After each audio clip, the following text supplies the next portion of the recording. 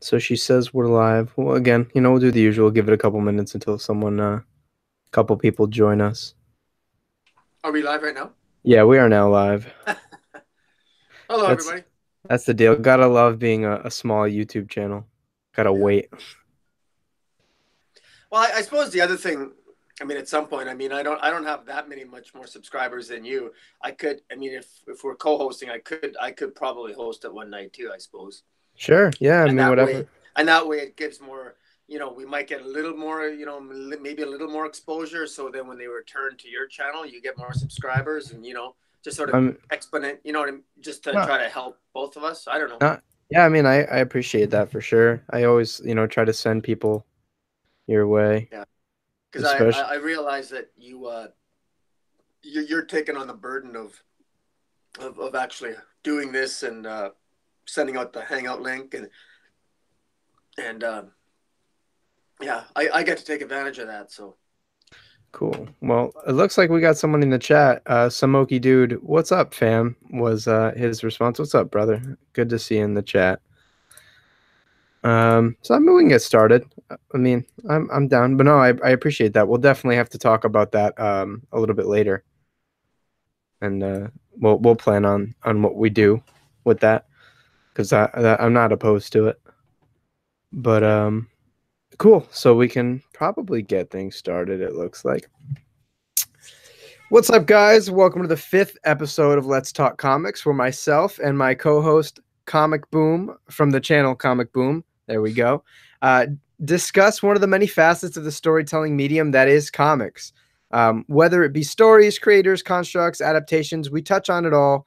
And this week, we're discussing the New 52 reboot. But before we do, man, thank you so much for coming back on and joining us again this week for another great conversation.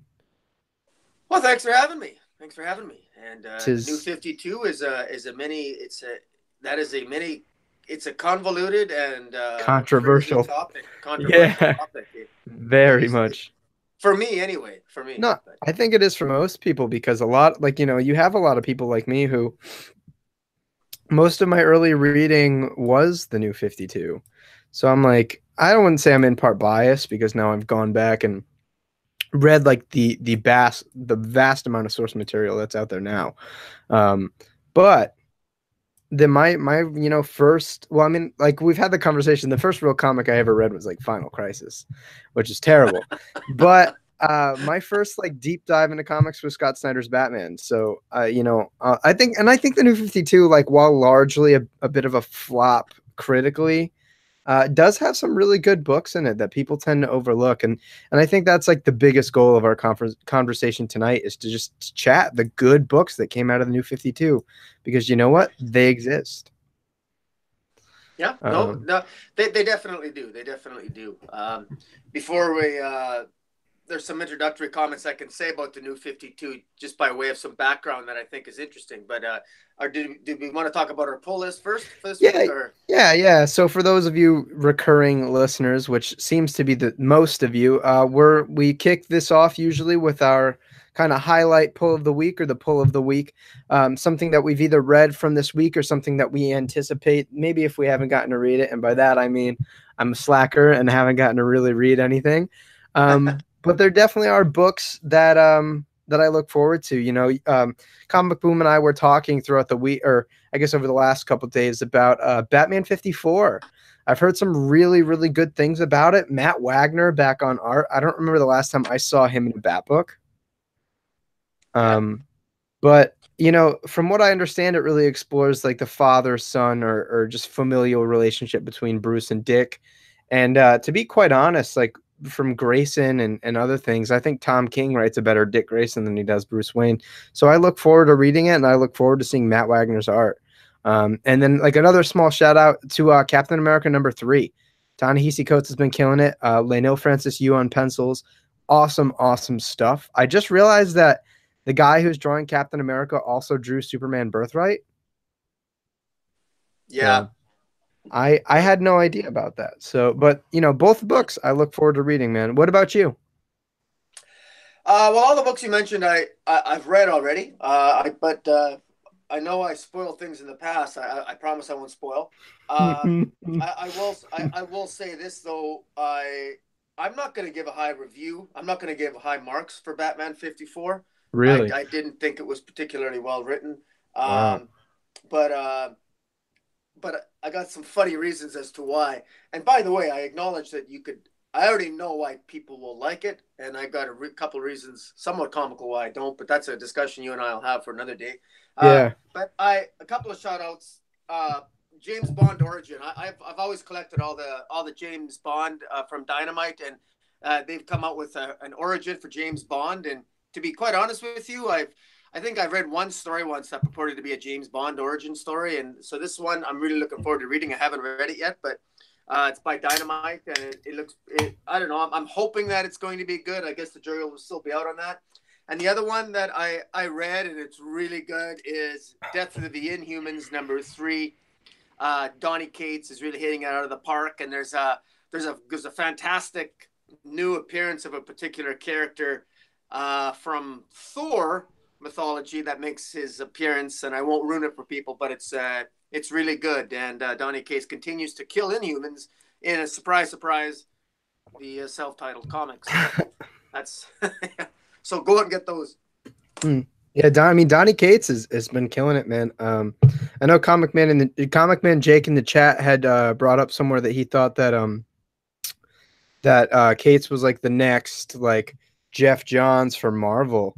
I mean I disagree slightly. I think right now it's probably Jason Aaron, but I mean Cates is really putting himself up there. I mean that's for sure.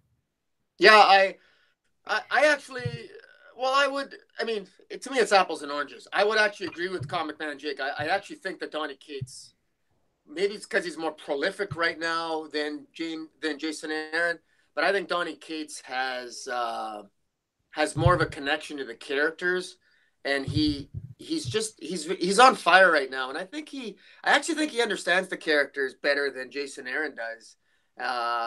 But yeah, but by the way, that's just me.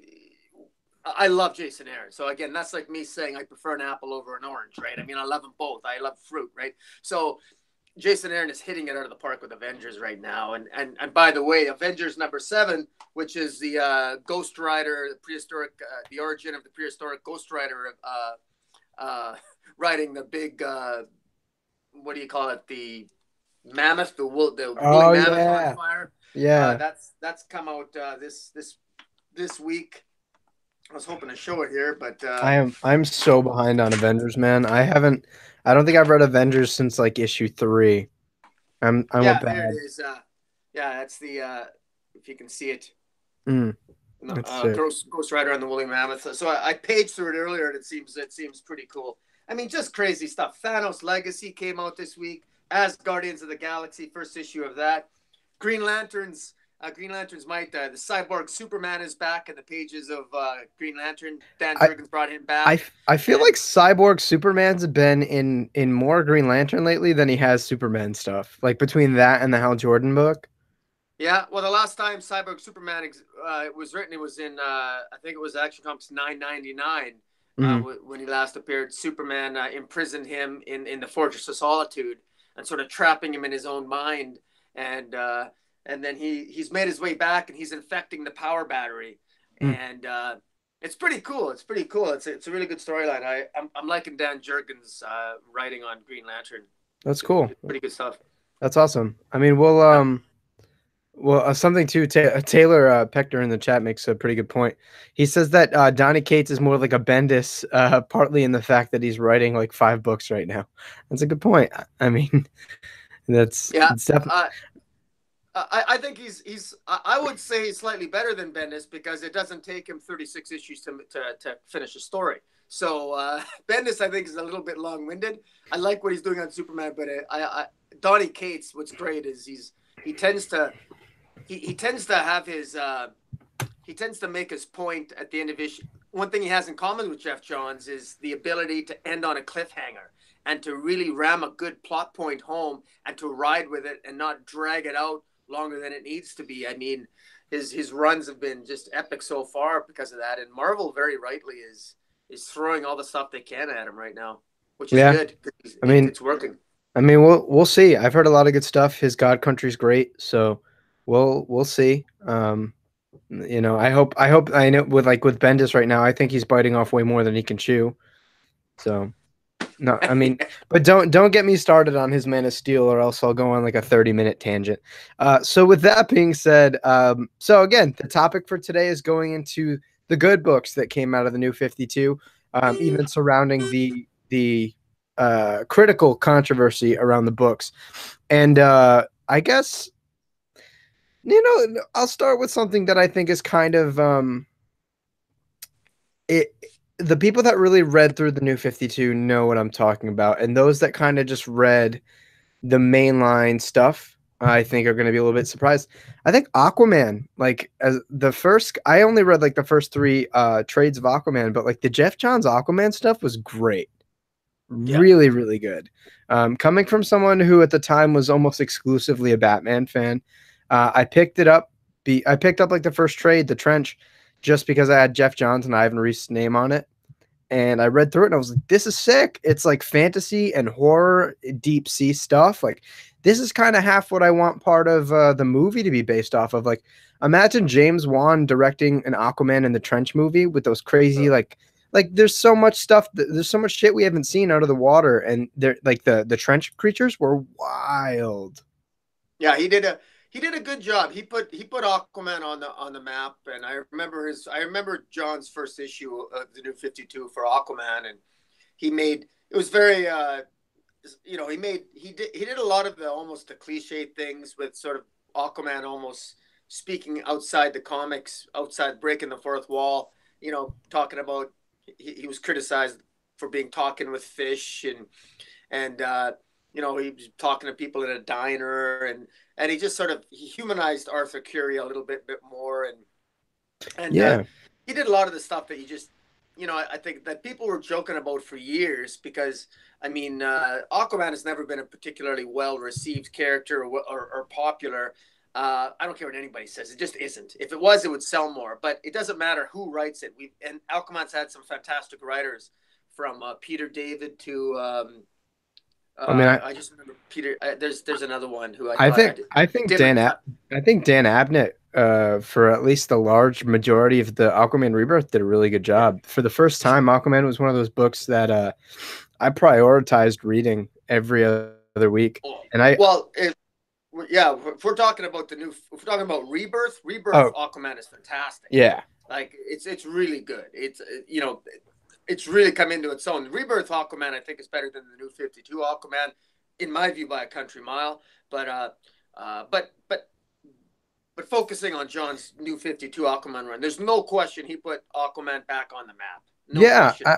I think that he made him very appealing to people who kind of read into like the connotation behind Aquaman, that he was stupid and that he was powerless and that he was kind of the most useless member of the Justice League.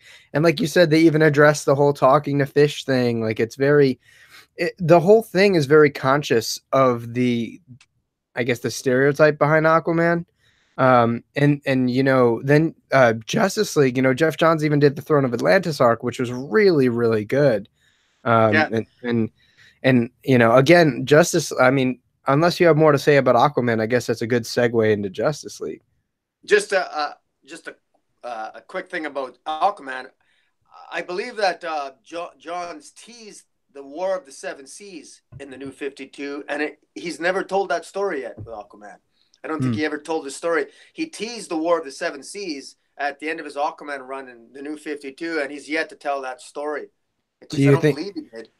Do you think in a DC post Three Jokers and post Shazam, do you think we get that? Or do you think it's going to be like a Black Label book or like a main continuity book if we do? I don't know. It's either some people watching might correct me on that. Maybe it was the War of the Seven.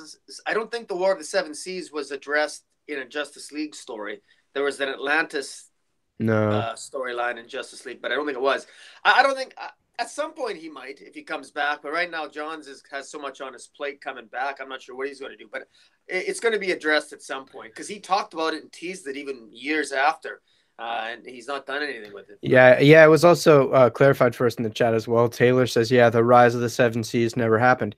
So I'm curious. I wonder if Jeff Johns is going to take that up because from I mean, it's all rumors and forum stuff, but some of those leaks happen to be fairly correct as of late. And they had said that DC hasn't been too happy with Abnett, and they're just kind of letting him fill out his contract. So, well, I mean, they're obviously, not we're too gonna happy with who? Abnett in general, Oh, and that's why they kind of like put Kelly Sue DeConnick on the book, and apparently Titans is not going to live very long, but that's beside the point. Just with that being said, I wonder if Johns will ever tell that story. It'd be great if he did. All this, I little side thing without going too far. I'm really happy that he's back in the role of a creative rather than an executive. That's where he belongs.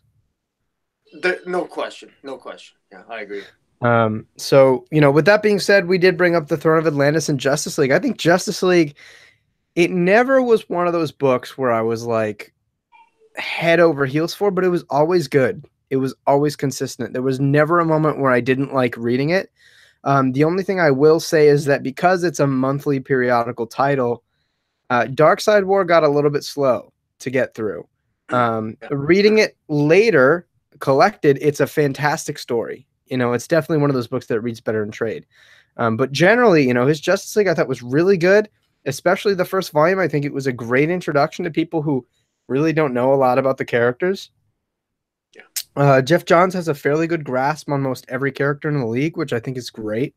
And when writing a team book, for me, the dialogue and the characterization is, I mean, neck and neck with the story, if not sometimes more important than the story. Because if you have a great story, but the characters don't act like themselves, then you're not writing those characters. So I really dug Jeff Johns' entire Justice League run.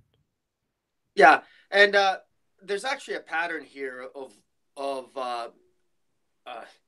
the success, the most successful New 52 titles all have, I would argue, have mostly one thing in common, and that is Batman. they actually stuck to, for the most part, pre New 52 continuity. Oh yeah. And that's something that people don't realize, especially if you just got into comics in the New 52. You don't realize, like, for example, I don't want to digress too much. We'll talk about Justice League, but even with Justice League, John's characterizations were the same as they were prior to, and he even continued the Lex Luthor former president storyline, the reformed Lex Luthor coming back. There's a lot of storylines, that character arcs that he actually continued even after he redid the Justice League origin per se. There are certain plot points that he kind of carried forward, especially when he got into the crime syndicate, and when he got into the other characterizations, and especially with Green Lantern. And all of a sudden, Blackest Night was part of the continuity. All Blackest Night, everything that everybody loved about Green Lantern, that continuity was all continued. That wasn't that they never started that over at all. In other words, anything that Johns wanted to stay stayed, and anything he didn't want to stay. So he was a little bit of a, I don't think he intended to be a dictator, but he was. And it's a good thing because he's a good writer and everybody wanted him to do that. And Justice League hit it out of the park. And, I agree with you. The storylines in Justice League were always, always good. They were always entertaining. And it was the most consistent in terms of characterizations and plot. And virtually the vast majority of the New 52 titles that I was not as big a fan on were ones where the writers, while well-intentioned, and a lot of these writers that I can criticize went on with Rebirth to do very well. Yeah. I felt like they had their learning ground with the New 52, and they sort of got rid of their wrinkles, so to speak. Right. For the most part, I think that the New 52 was a good maybe breeding ground for some great writers now, which would include, I would add, Vendetti, by the way. Oh, yeah. People forget. I think Vendetti wrote a couple issues of Demon Knights, and I was just sort of reviewing there, and he even Frankenstein, Agents of Shade, and there was a couple of I collected most of the 52, and anyways, I don't want to digress too much. Let's just say that a lot of the writers that have gotten, I think, pretty good, sort of got their feet wet on the New 52. Yeah, that's a pretty fair argument. We have guys like Tynan who started in the New 52. Um, I think that the beauty of Justice League ultimately, like I said, isn't that it was the best story I read every single month. It was that it was always good. It was always consistent. There were stories that I absolutely loved. Like I said, I really didn't get into comics until 5, 6 years ago. So when I was looking for a good introduction to the Justice League after being essentially, forgive my French, mind fucked by Final Crisis, Jeff Yeah. Johns' first volume of Justice League was perfect for me at the time, and I got Jim Lee's artwork, which I had seen on Hush, so it all felt so much more familiar to me. And that's even not even something that I can say about I'm not going to say it explicitly yet because we'll talk about it later. What is probably the most famous run of the New 52, and I'm sure you know what I'm talking about because it spawned one of the biggest creative teams in comics right now. But Justice League is arguably more, not even arguably, Justice League was more consistent than that book. That book may have had some really high points that overtook Justice League, but Justice League didn't really have any low points for me. The art was always fantastic, and that's the way it should be on a Justice League title. Every single arc, it was a superstar artist. You know what I mean? It went from Jim Lee to Ivan Rice to Jason Fabok. Like, can I complain? No, because they are like those three are the guys. Like when you think of DC's house style, those are the guys you think of. Yeah. Like, there's no arguing that. And then Taylor in the chat said that the delays in in the New 52 really hamstrung Justice League near the end. That's probably because Fabok got burned out. This is also why Manipul filled in the middle. I mean, if I remember correctly, I think Manipul only did the Dark Side War one shots, right? Fabok did every issue of Justice League, but Manipul did like the Justice League members becoming like the Apocalyptian gods or the new gods Yeah, or that's whatever. right. I think you're right on that. I think he may have done some additional issues outside of that as well. But yeah, for the most part, I think you're right on that. Um, yeah, uh, it's just what stands out about the New 52 is the New 52 in many ways was the encapsulation of Dan Didio's visions. When Dan Didio became editor-in-chief of DC, almost from the very beginning, in his interviews back, and I'm going back now to 2001, I think, when he became editor-in-chief, he talked about the importance of story over continuity. He wasn't a big fan of continuity. He was very concerned about too much rigid continuity hindered storytelling. Well, I mean, And that's why he's a big proponent of Jack Kirby stuff, so it makes a lot well, of sense. sure, and there's a lot to be said that he felt that in many ways he didn't like when a story was hindered by continuity. That you should focus on the story and not. And he was always pushing readers to do that. And one thing about the New 52 that really stood out is that when it started off, this really was like they never really came out and said it, but it really was for the vast majority of the characters. It was a complete reboot. It Mm-hmm. really, really was, except when it wasn't. Batman, for example, Scott Snyder Batman never felt like a reboot at all. In Yeah. fact, it wasn't. It carried on from Grant Morrison's run, and it Yeah. focused a lot. It built on what Grant Morrison has. Green Lantern was absolutely not a reboot at all. Direct Just continuation. right. Justice League was a hybrid. It was half in between. Wonder Woman under Azzarello was a complete reboot, completely different Wonder Woman, with who was a complete different origin, daughter Yeah. of Zeus. Where's that come from? Yeah. And throughout, just a quick note on Wonder Woman. I enjoyed the run. She was a very aggressive. She wasn't Vanilla Sky. The Amazons raped sailors for their sperm every 3 times every 100 years in order to prop. I mean, these are kick-ass, badass Amazons, not like they are under Rucka for Rebirth. The Mm-hmm. total opposite. And just to show you the disconnect, throughout Wonder Woman's entire run, I don't think Superman made an appearance at any point in Wonder Woman's comic throughout the entire run. And Wonder Woman and Superman had a relationship. They Yeah. had their own title together, Wonder Woman Yeah. and Superman, during the New 52. And in the pages of Superman and Justice League, they had a relationship. But Superman never made an appearance in the pages of Wonder Woman that I can recall, to show you how Azzarello was doing his own thing. I mean, Yeah. there was, so that just highlights how the disconnects were there, because Didio didn't care. He said, you know what, you tell your story, guys, you tell yours, do whatever you want as long as it sells. Yeah, and I think you know what I always found really weird? You had those two duo books. You had the Superman Wonder Woman and then the Batman Superman. It felt like a love triangle all the time. Like Diana was into Clark, Clark wanted to be with Bruce, and that's why they had like the two duo books. And like when I got into comics, you know, I saw that those really cool Jay Lee Batman Superman covers, and I was like, oh, these are cool. Like I'm gonna get into this. But I had no idea what the hell I was reading in the beginning. You know, maybe now being more experienced, I could go back into it. I always thought that was really, really odd. You know, there was, and what's funny is like when I got into comics, I think it was 2013, 2014. And so that, you know, New 52 wasn't really new. You know, when I had started, it was like the beginning of Zero Year. I went back and like tried to read some stuff. So a lot of like uber confusing stuff, you know what I mean? Like it was like, oh, all these characters that I saw in like the Justice League animated series as a kid that I wanted to get into. And like I'd pick up the books and I was like, I don't know what the hell I'm looking at right now. Um, but yeah, vastly, you know, there were two characters that really didn't, you know, it's widely known that there were two characters in the New 52 that really didn't reboot at all, and it's Batman and Green Lantern. Green Lantern, it's Jeff Johns. Yeah, Batman because it's the goddamn Batman. You know, that's all that to be said about yeah, it.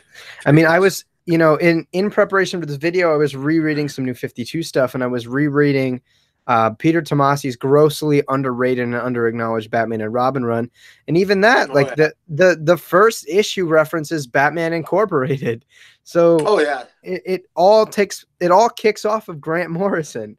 yeah. Um, you Yeah, there's know, absolutely they left Batman alone, yeah, and I'm glad. I think we're all glad they did, because I mean we wouldn't. I mean, because Batman and Robin was fantastic. oh my I God. mean, it's even better in hindsight now when I go back to reread Can, it. You know, can, it's can we just talk about Batman and Robin? That book is so good. sure, yeah, So good, man. Like that's where I like really got into Peter Tomasi, who's grossly underrated, man. Like we had a conversation specifically about, you know, comic book creators that are hidden gems or just underrated creators, man. And he's yeah, up there. I feel like the guy can write anything and it's good. He's written Green Lantern Corps. He's written, you know, Superman. He's written Batman. He has like a series through DC called The Mighty that I picked up. I haven't gotten a chance to read, but like the guy is so versatile. Like Super Sons, he's about to hit Detective Comics. And through rereading some of his New 52 Batman and Robin, like he fundamentally gets every character he writes, which is the beautiful thing, because you have, you know, guys that have this shallow interpretation of a character. They're like, okay, either A, DC's throwing me on this book because I need to make money, or B, they're like, oh, I have this cool story of a character that I really don't know a lot about. This guy knows these characters, man. And Batman and Robin in particular is this massive exploration of the father and son relationship. This is what everybody loves about Rebirth Superman before Rebirth Superman was even a thought. Like it's so good, and it humanizes Bruce so well. I've never like y'all want to talk about how Tom King is humanizing Batman. Peter Tomasi did it better. I'll put oh, that out way there. better, and With yeah, way better, and and he made Damian likable to the vast audience of people who hated Damian Wayne. Like I said, I started reading comics after Damian Wayne existed. So like, you know, I went into it thinking, it's like, okay, like he's kind of meant for me to hate. You know what I mean? Like I get it. I don't hate him because they are intentionally trying to make me hate him. Um, and my Tomasi just killed it. Go on, man. my just building on that, my to me what the storyline that I remember the most from Batman and Robin in the New 52, because in my mind it was just it was so fun. It not only focused on the relationship between Batman and Damian and the love that Batman has for his son, but it was so fun. And it was Batman insanely, like Batman never gives up. But Mhm. an absolutely insane, incredible Batman who refuses to give up on Damian even after Damian is dead. I mean, it was to the point where I was like, Batman, for God's sakes, your kid is dead, your son is dead. But Batman, relentless, even death can't stop Batman. Yeah. And he refused to believe that Damian was dead. And he has this massive, unbelievable plan that he even puts himself in front of the anti-life equation himself Oh by my going to god. Apocalypse, defies the Justice League, has He this beats the massive, shit. incredible. He beats the shit out of Darkseid. Like, I come know, on, man. that whole storyline was absolutely epic. And you know what was funny is what I thought was a terribly written issue was how Grant Morrison killed Damien off in it. Mm. How I thought that was terrible. How Damien died. I thought it was terribly written by Grant Morrison. And once again, just how Grant Morrison, I credit him for introducing Damien, but I give all the credit to Tomasi for making me love Damien. Agreed. It's the same example with his death and resurrection. I credit Morrison for finishing his story because Morrison always said he intended to kill Damien off. Yeah, Yeah, absolutely. so he fulfilled that intention. And Damien came back only because he was so damn popular with us readers. And I credit Tomasi. There was a couple issues of Batman where Tomasi and Gleason redrew the death of Damien. And I Mhm. enjoyed it better even when they redid it and restated that scene, and they still did it better than Morrison. I mean, And Morrison's New 52 Batman Inc. was largely disappointing for me. I like Grant Morrison was my Batman writer when I got into comics. Like when I got into comics, I read Final Crisis, I read his Batman, and I read Scott Snyder's Batman when I first started. Um, and Batman Inc. pre New 52 was fantastic. Loved the book.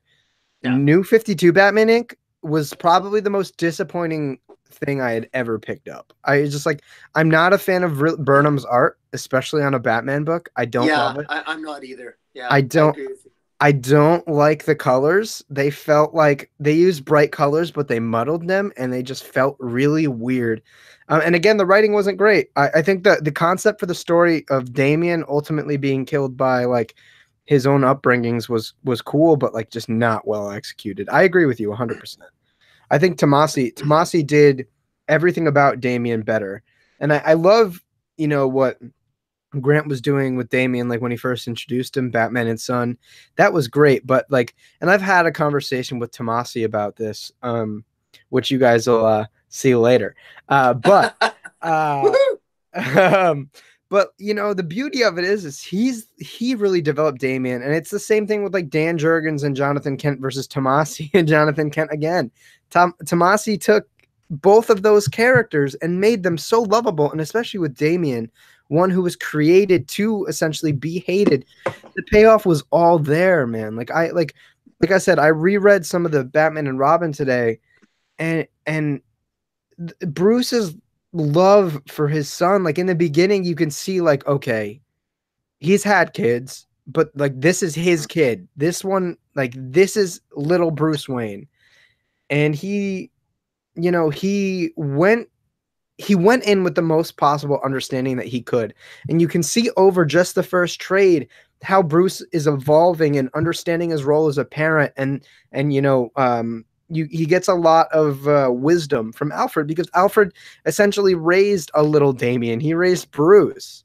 And, Yeah, there's a lot of really powerful symbolism and Tomasi uses like this really crazy like fighting technique to frame the emotional stability of both Bruce, Damien, and the villain he introduces, Nobody. And like at the end of the issue, Damien uses it to kill Nobody because ultimately, like the entire arc is framing Damien as like this heartless thing. But the reason Damien is doing it is because he loves his father and he wants to keep his father safe. And Bruce, in the end, ultimately like understands that. And even though Damien breaks his number one rule, that's his son, and he's going to do everything he can to try to understand him and to help Damien realize, why what he's doing is wrong. And it's so beautiful, man. And like, let's not leave out the credit where credit's due. Patrick Gleason's art in that book was awesome, so good. yeah. I actually think Patrick Gleason, uh, the way he draws eyes, I love the way that he can convey so much emotion in the way that he would draw eyes. Hmm. It really, ironically, some people don't like his art because of the eyes. I actually think that he's a master at conveying emotion because of that. And uh, I I personally I would love to see some they with Rebirth, they aged Damian another 3 years because he was 10 Mhm. years old in New 52. He was a 10-year-old kid, and now he's 13 years old, Mhm. moving from Rebirth onward. I actually prefer him. I liked him. I liked his process, and I liked him growing up as a 10-year-old. I prefer that age. Uh, Mhm. than I have a I'm less of a fan of us them trying to force us to believe that a 13-year-old is leading a superhero team. I have that. I find that very not as I liked it better when he was a 10-year-old and the other superheroes are looking at him as like, who's this kid? And then they were kind of simultaneously impressed and pissed off at him at the same time because he's Yeah. such a narcissistic little prick. I just like that. But there's something about him that you love, and he can get away with it because he's a 10-year-old. You Yeah. know, you can get away with less though when you're 13 because then you become annoying, and nobody wants you around. But Yeah. I mean, it was, Tomasi. I mean, let me not keep talking about Tomasi because I'm gonna, like, start foaming at the mouth because I love the guy so much. His just speaking about his Batman and Robin, it stood the test of time. And again, that whole run was good. The whole run was consistent. And the thing I had, when I had my conversation with him, and I was like, listen, I love Scott Snyder's Batman. I have a Court of the Owls tattoo. I have the big Court of the Owls Absolute Edition. But like looking back on it, Batman and Robin was more consistent than Batman was. Pacing, story wise, character wise, everything about that book was more consistent. Sure, like Scott Snyder's Batman, Court of the Owls is something that I don't think many people can top. But Batman and Robin the whole time was like out of 10, anywhere between an 8 to a 10, maybe an 8.5 to a 10 the whole way through. And then like creatively, I thought it was super interesting. Spoilers, after Damian dies, every single issue is Batman and this person, Batman and another person, Batman and another person until he brings back Damian.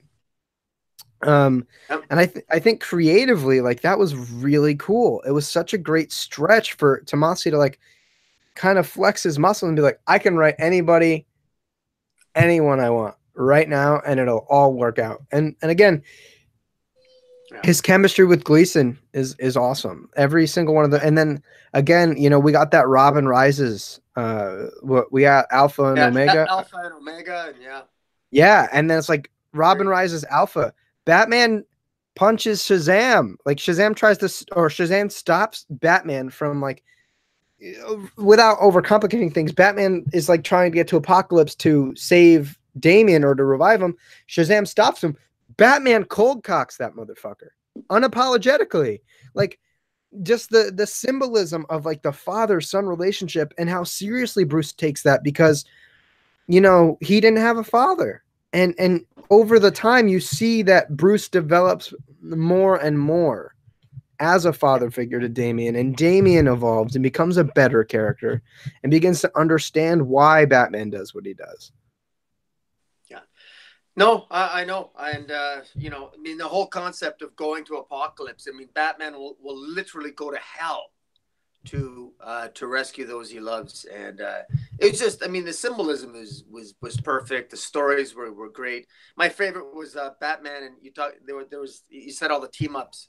Batman and Aquaman, Batman, Wonder Woman, Batman and Frankenstein was my personal favorite. Yeah. There was Batman and Shazam. Dude, Tomasi Uh, loves Frankenstein, man.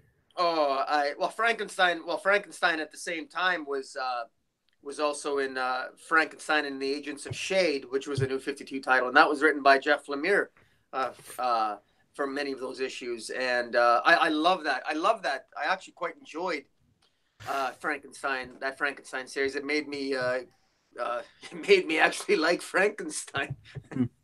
But so there was some just as a quick digression, a lot of the New 52 titles, the ones that I liked were the pariahs, were the offshoots, were the ones that arguably should have been Vertigo titles. Like, I loved I Vampire. I Mm. like Agents of Shade, Frankenstein Agents of Shade. I like the occasional issue of Demon Knights. I mean, Mm. these were really like offshoot titles that were, definitely off the beaten path that DC normally wouldn't publish, but they did. And well, they didn't really last all that long, but Yeah. yeah, but I it is think what it is. I think too, one of the challenges that faced DC in the New 52, besides the storytelling, is that they'd have all-star artists do the cover to some of those kind of lesser known books, and then have a totally different artist for internals. And like for example, the Constantine book for New 52, I think it might have been Ivan Reis doing some of the covers. I might be mistaken, but it was Yeah, one of DC's more like house style artists. And like you open up the book, I was like, this isn't what I spent $3 on. Like this isn't what I wanted. yeah, And I think that's like a fairly persisting problem with DC even now. Sometimes that like they'll have a grade A artist do a cover, and then the internals are like just some guy that's like. And I don't have a problem with it if the art's great, but sometimes it's just like, uh, you know, yeah. not something I want to spend my money on. Well, last week we talked about legacy characters, Mhm. and just tying that into here, one of the reasons why the New 52 failed in the long run, why it failed, was because it became very obvious and clear that the individual writers and the various titles, because they were doing their own thing, they never connected it to legacy. The sense of legacy was in fact gone. And to the extent that Batman was succeeded and Justice League succeeded, it's because they continued the legacy. The Green Lantern continued the legacy. There was a sense of legacy, of continuation. In other words, there was that sense of continuity. In the Flash, for example, Flash wasn't particularly well received in the New 52 because there really Mhm. was no legacy. It was like it was starting over. It was a new Barry Allen. Yeah. Wally West was gone. There was no legacy. And uh, and then it's absolutely no coincidence that when the New 52 ended, they had when DC had that conference. It was on YouTube. It was all over. Jeff Johns and Dan Didio essentially all but they didn't come out and say I'm sorry, but they acknowledged that they want to get back to the core sensibilities of their characters. They were Mhm. talking about legacy, and Yeah. and when Jeff Johns met with everyone and they came out with Rebirth, suddenly it felt like the New 52 hadn't happened. And And I think too, go ahead. like regarding Didio, we had a conversation, I think it was yesterday, just like talking to Dio.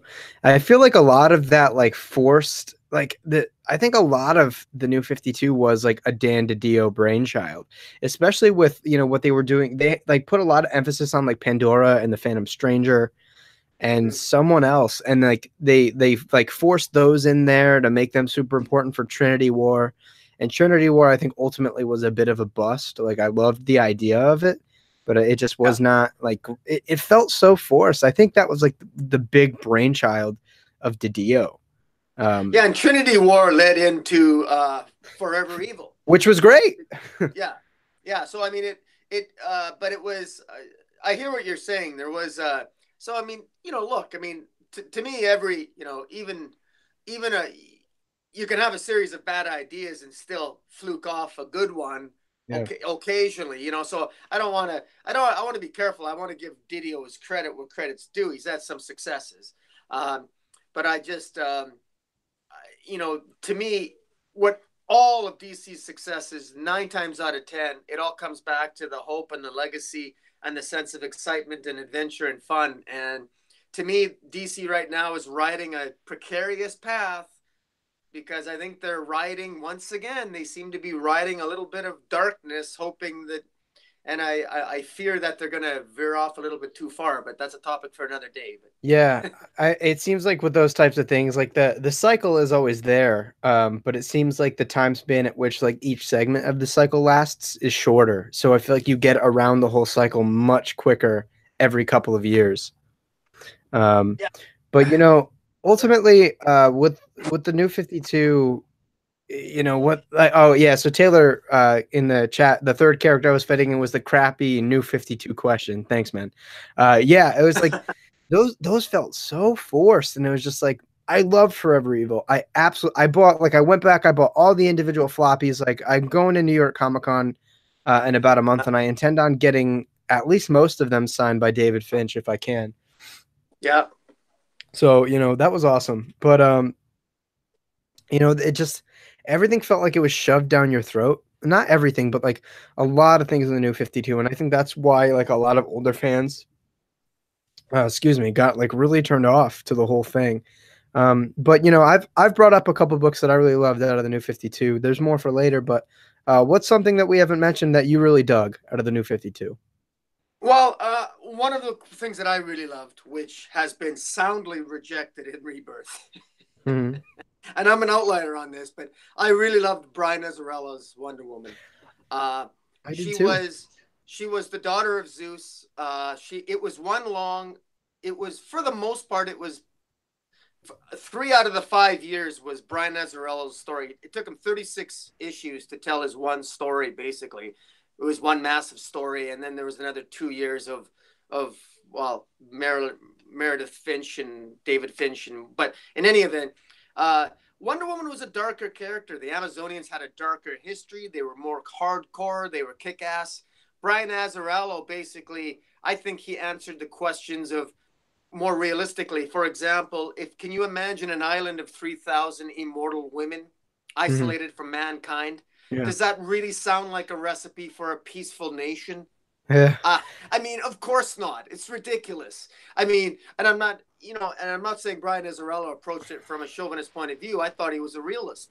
No, He I Amazons agree. were still, he gave them a harder edge, a harder history, and he wasn't afraid to delve into some very tough questions, and he made Wonder Woman the god of war. Yeah. He had Wonder Woman kill Ares, the god of war, and she inherited the god of war mantle. It was so awesome, and she and all that is lost. And with Rebirth, now she's back to being a lovey-dovey, peaceful. Oh my God, supplicating. She's just so boring. Rucka returned her to all her boringness, and I don't know, but I'm in the minority on that. I, Apparently, I don't know. no, I mean that's I mean your opinion definitely I think contrasts the general audience. I know Taylor in the chat is a huge Rucka fan. Um Yeah, but honestly, Azzarello's Wonder Woman was my first exposure to Wonder Woman. And Cliff Chang's art was also, I really enjoyed it. But I think that, and now having read some Rucka stuff and some of James Robinson's Wonder Woman along with that, I think they both have a place to be liked. I like both of them. I don't think I have a preference between the two of them because I see the significance.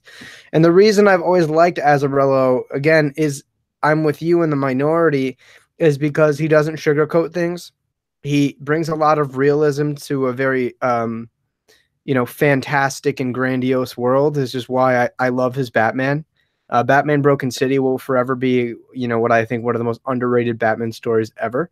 And I really enjoyed this Wonder Woman because, again, like you said, 3,000, I guess even to say 3,000 humans of the same gender on the same island in any way, like that's not, like, it's everything's not going to be perfect. Like yeah, what you said about, there was almost like pirate meets, Wonder yeah. Woman meets Vikings. Like it felt, Well, it was well, if and bear in mind, one of the great storylines he had was he basically said like what the Amazons were doing is that they were every 100 years they would rape sailors for their sperm, kill the sailors, they would get pregnant, they raped the sailors to get pregnant, they would have children, and they would kill off all the males, all the male children, and just raise the female children. Well, Hephaestus, who is who forges the weapons of the gods and is gods himself, he heard that the Amazons were killing these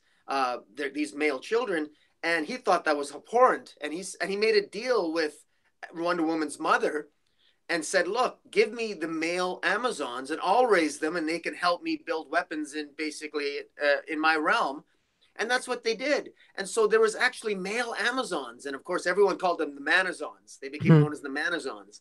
But it was a cool storyline. The idea that, and then Wonder Woman offered an olive branch to offered these male Amazons to return to Paradise Island, and I thought it was such a good storyline.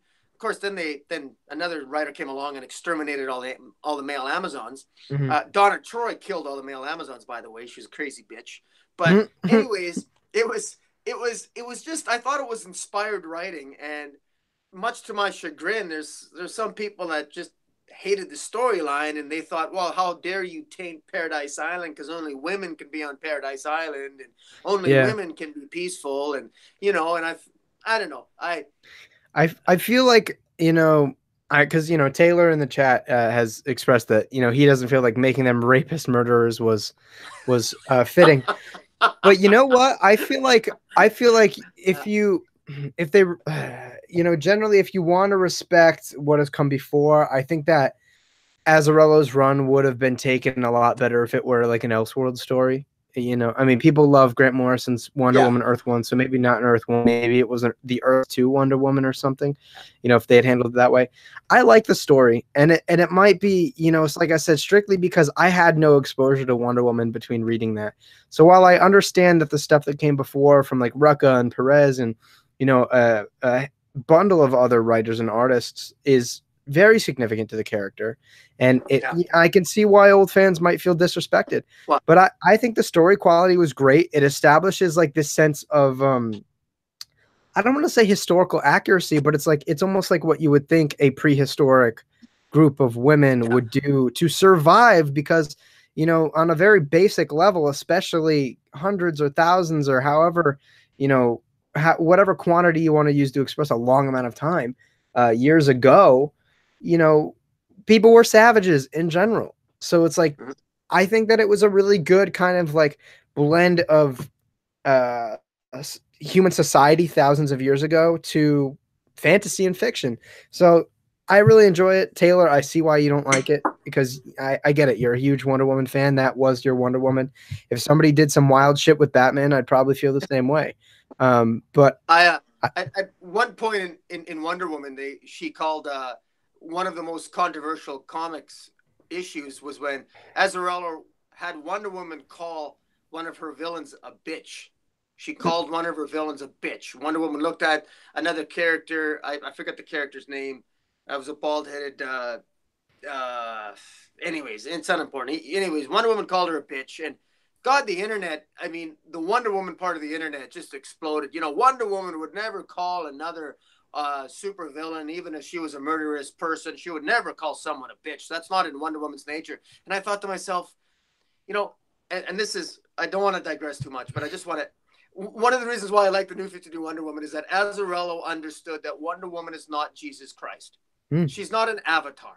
She's not this perfect person, this perfect woman that doesn't have emotions. She's not always going to say the right thing. She's entitled to get upset once in a while. She has a sense of humor. And if you're acting like an asshole, she might even call you an asshole or a bitch. And yeah, and that's what I liked about the character. He didn't let those little dialogue problems upset him. He just wrote his story as you would expect a kick-ass warrior woman to talk, and her interactions with Orion, Darkseid's son, where I mean he was.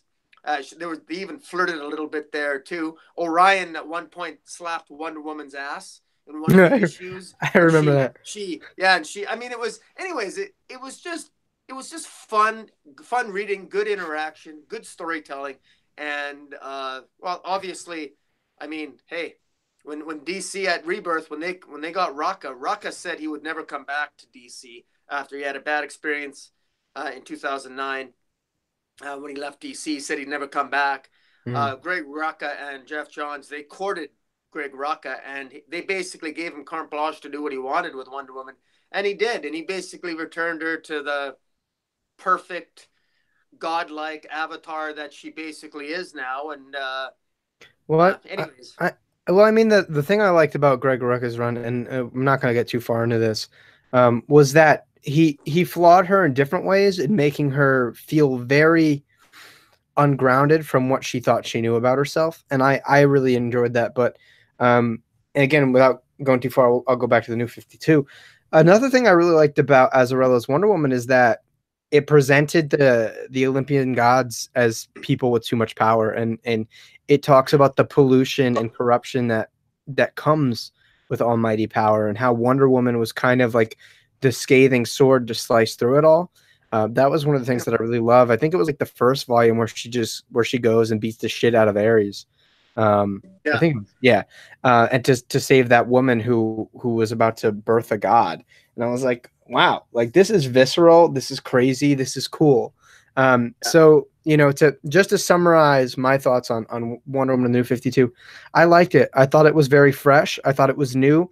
I see why people don't like it, and I don't fault them for that, because it's all a sensibility thing and a preference for continuity. But I that was a good talk. So What do you think for you, if you had to finalize your thoughts on the new 52 Wonder Woman?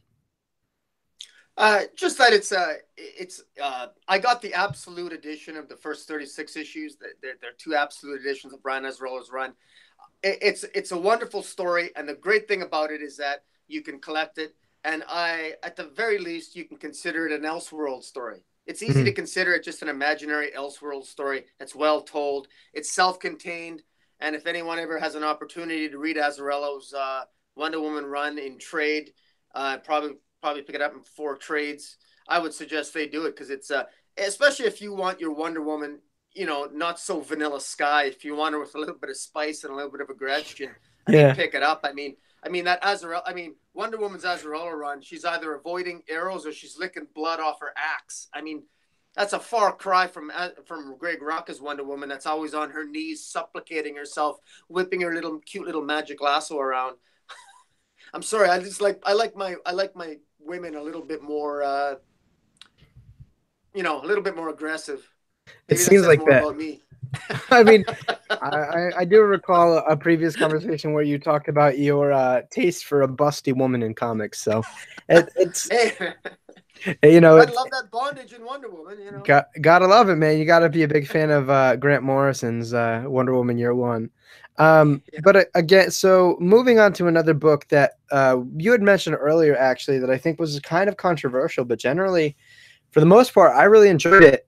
Besides, well, I enjoyed it for the story more than the characters. I kind of like the new 52 Flash. Again, another one where Manipul's beginning on Flash was my first exposure. yeah, Besides Justice League animated series and all that good stuff, it was my first exposure to Barry Allen. yeah, And I really liked that, because at the time he was learning the Speed Force as I was learning about him. yeah, I think that the Grodd arc was not great. I didn't love it. But like the first arc, and then when the rogues kind of like got actual superpowers, I really, really dug it, to be honest with you. It might just be because yeah, at the time I had no yeah, exposure to the Flash, and I was like, wow, this is really dope. And then getting on into Venditti, I love the Future Flash story arc where the future Barry Allen comes back with all this training and expertise to kind of rewrite his old I guess, fallacies, or what he saw as fallacies, in the sense that Barry was too merciful and allowed a lot of people to live, and he would, go back and polish people off before Barry had the chance to remake that mistake. So I right. really dug it. And Brett Booth, I think, um, his art on other books I've had a lot of problems with, but I think on a Flash book, I really like Brett Booth's art. I really liked the new 52 Flash. Generally speaking, there were Yeah, maybe 2 or 3 stories that I didn't love, but Future Flash, I think, will forever be like one of my favorite Flash stories. yeah. I I hear you with the Flash. I guess I can't. I completely see where you're coming from, insofar as, and this is the I was to the extent that I'm forgiving with the new 52, and Flash is a good example of it. I I wanted Wally West to return. I I really detested the return of Barry Allen in Final Crisis. It made no sense. It still makes no sense. It'll never make any sense. Mhm. I thought it was a mistake to bring Barry Allen back to begin with, but they brought him back fine with the new 52. The stories were fine, and there were so many people. Like, the new 52 brought new readers into comics, and that was the most important thing. And so Mhm. I was glad that it did that. But I will say, though, that legacy, that, like, Wally West, that was my Flash, always will be. And I just the people don't understand what it was like for a longtime reader like me with the new 52 was. You have no idea what I collected. Almost every issue of DC that they published. Mhm. And going into the new 52, it's hard for me to explain what it was like my whole life. Understand that from 1985 with the original Crisis all the way to 2011, which was when the new 52 start, or was it 2006? Well, 2011. 2011, yeah. Yeah. So 2000, for those 2006 years, was. that was one long continuous line of stories. When Mhm. the new 52 hit, I didn't recognize anybody. everything was different except for Batman, And Green uh, Lantern. except for Batman and Green Lantern, which frankly weren't my favorite titles to begin with. They Mm. weren't. I didn't mind them, but it felt like my world had changed. It felt like I was completely abandoned, and they didn't care. They didn't care. There was unresolved story arcs. I could go on. I'm going to try to keep this short, but Yeah. I'll just tell you that there was a lot of unresolved story arcs and character arcs in multiple DC titles prior to the New 52 that were completely shunned and put to the wayside, not addressed at all. And that was it, and it was done, and it was over. And Dan Didio and all the guys were just saying, "Oh well, too bad, so sad. Sales are so great." And Yeah. it felt like I had lost a friend. It felt like I literally had. It felt almost like a death in the family to refer to a Batman storyline. But you might think I'm being melodramatic, but I'm No. not. I genuinely felt gutted, and even with Flash, it was harder for me to appreciate even good stories. And I know Flash had some good stories, but it was like it was the same character in a way. It's Barry Allen, but it didn't feel like the same character. And they Yeah. changed up the origin, and so anyways, um, anyways, No. I don't discount what you're saying. I can concede that the Flash was okay, but I will say this though, that ultimately fans like me, I then went down from collecting almost all the DC titles to collecting about maybe 5 or 6 of them, and I'm a long time. I could afford it. I collect all the titles, Mm. and more and more guys like me were dropping the New 52, and new readers, not every reader like you stuck with the New 52. Yeah. Most of the new readers that came on board were only collecting 3 or 4 titles. They stopped. Then when longtime readers like me stopped because I didn't recognize this stuff and I wasn't interested anymore, Yeah. suddenly they realized, I wonder why no one's, we're gonna have to go back and reevaluate, and that's what they did.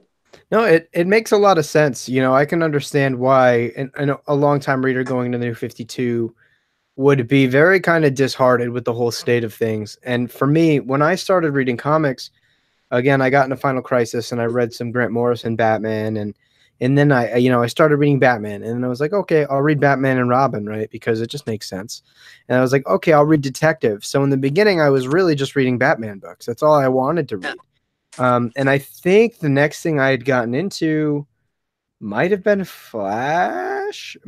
Like around that time they had like announced the TV show, and I was like, okay, like let me get in. Let me, I want to start reading this. And with the Flash, I get a lot of the grievances. I really do because going back and rereading Flash, the best Wally West is the Wally West with his kids and with his family. Um, and so I think that, if I were in your situation, I would have been the same way. I would have been mouthing off about the New 52. I think I even would have neglected to accept the better stories in the New 52. And I think I would have just kind of been stuck in my own headspace and been mad about it. So it's respectable. I see where you're coming from. I understand it. Again, having been a product of that new wave of readers who came in the New 52, I don't hate it, but that's also because that's what I started with. There will Yeah. always be, again, some people, like, or well, I'll get into that later because there's a book, I think is inevitable that we discuss. But the Flash overall had some really great stories. I see where you're coming from and where we lose the legacy. And then, essentially old time readers lost Wally West. They lost their Wally West. Yes, you got the New 52 Wally, but it's not your Wally. It's not the same character. He didn't in any way, shape, or form. So I can see why people were mad. And for me at the time, going back and reading, I might like Wally more than Barry now. But when I started reading comics, Barry Allen was my Flash. Yeah. When I No. was a kid and I was reading or watching the Justice League animated series, like yeah, they had that episode where like everybody reveals their identities in the first season. I was like, I don't know who the hell Wally West is. I just know he's the Flash. That's it. You know what I mean? I knew the only characters whose names I knew were Bruce Wayne and Clark Kent. So, Yeah. but again, kind of like putting a bookend on this. Some of the stories in the Flash were good and they were creative and they were new, and that's partly why there were stories like the Future Flash or like the first arc Yeah. in Francis Manipul's Flash were good, was because they were something a little bit different. But ultimately, I see why older fans rejected it and why they chose Well, not to. stay on with it. And I think too, as a to put my final thing on the Flash is, I think what the experience of the new 52 has done, and I've said this before and I'll say it again, is it showed that you don't need to dispense with the old to create something new. You can Agreed. still have Barry Allen and you can still have Wally West. I mean, Joshua Williamson Rebirth run. If there's one thing he showed is that you can have a Wally West and Barry Allen side by side and still tell great Flash stories. You Yeah. can cater to both demographics. I'm a little bit of an older reader than yourself, but there's no reason why you can't. I mean, you and I Have can both. both agree on some great Flash stories that involve both Wally West and the Flash Oh and yeah. Barry Allen or whatever. I mean, you can have the best of both worlds. This is comic books, for God's sakes. You have a multiverse as well, And I and that was. and again, I think one of the sorry to interrupt you, Mm, but one of the biggest flaws with the new 52 is they felt like they had to take the characters that people loved and kind of make that the something new, you know what I mean? Whereas you have all of these legacy characters, if you want to do something new, do it with them. You know, there's nothing wrong with you know, kind of being exploratory with older characters. You know what I mean? That's what yeah, keeps them alive, is doing something new with them. But when you lose sight of staying true to the characters and their legacy and the continuity, that's where you fail. If you want to do something extreme and experimental, you, you have the legacy characters. That's what they're for. They're for you to expand upon these mantles and these generations of characters. And you know, that's where again and the new 52 failed, is because they lost sight of legacy. And that's why people loved Rebirth so much, was because they were both doing something new and reminding people that that legacy is what makes these characters great, you know. yeah, I mean, absence makes the heart grow fonder, and I think one of the reasons why I loved Rebirth so much is that it made me realize how much I missed. Number one, how much I generally disliked the new 52, subject to the comics that we're saying we liked about it. Yeah. Uh, but I really did miss the pre-Flashpoint universe. Hmm. And just as a quick aside, to talk about the distinguished competition, Marvel, that's one lesson that Marvel learned regarding legacy in Hard. 2017 is, when Hard. you replace, there's nothing wrong with having Riri Williams, but when you don't have Tony Stark anywhere in any of your comics and he's not even around, and you're putting her in a comic book called Iron Man, you're going to upset longtime fans. And it's Oh not yeah. because those fans are racist. It's because they just missed their classic Iron Man. Yeah. It's not about politics. Sometimes it's just about, having both characters to cater to both demographics. You can have the best of both worlds in comic books. Absolutely. And you know what? I think even so, there are ways, if you want to, you know, make legacy characters kind of step up and do their own things, there are ways to go about it. Like I said, my first Batman run was Grant Morrison's. Midway through his Batman run, Bruce Wayne wasn't Batman. It was Dick Grayson as Batman, and I still loved it. Not any way in those stories did I dislike it because Bruce Wayne wasn't in the book. You know why? Because the whole way through, Grant Morrison's like giving these little pokes, like Bruce Wayne, maybe he's still out there. Maybe he's still alive. And then you get the return, you know, Bruce Wayne return from home. And then, you know, there's a way to operating about things. And again, some Okie dude mentioned Batman the Black Mirror. Yeah, another great Batman story with Dick Grayson. It was one of those situations where, yes, Bruce Wayne will always be my favorite Batman. Did I dislike the stories with Dick Grayson as Batman in continuity? No, I didn't. I loved them quite, you know. So there's a way to like you said, cater to both demographics. You know, not everybody's always going to be 100% happy. That's something that we have to acknowledge. Again, comics are cyclical. So if there's ever something you don't like, know that something is probably going to change, especially if it's a popular character. That's why, you know, even though I've been a little bit distasteful of at least 50%, if not more, of Tom King's Batman right now, is because I know things will change. Whether or not it's 2 years, 3 years, 4 years from now, things will change and we'll get someone on there that I like. So, Yeah. you know, Yeah. Well, I also say it's like my wife always tells me, she's got to remind me sometimes that, I'm pushing 50 and, I'm just, sometimes I admit I probably do sound like just a cranky old, bitter old man who, can't get over the fact that, I mean, for God's sakes, it's comic books, why don't you move on to something else? I mean, I do read other things, by the way, but, but the thing is, I always remind myself whenever I have if there's a storyline I don't like or an arc I don't like or a character arc I don't like, whatever the case might be, I always remind myself something, and I said this before, something Mark Waid always said, it's always stuck with me when I talked to him at the Calgary Comic Con. He said, everybody deserves, every generation deserves to have comic books written for them. And, you know, if I have to not like a story arc for a year or two, no, if I know that that attracts another 5 or 10 or 15,000 people to comics to love that character, even if Yeah. I don't love the arc, I will happy, I'm not that much of a jerk. You know what I mean?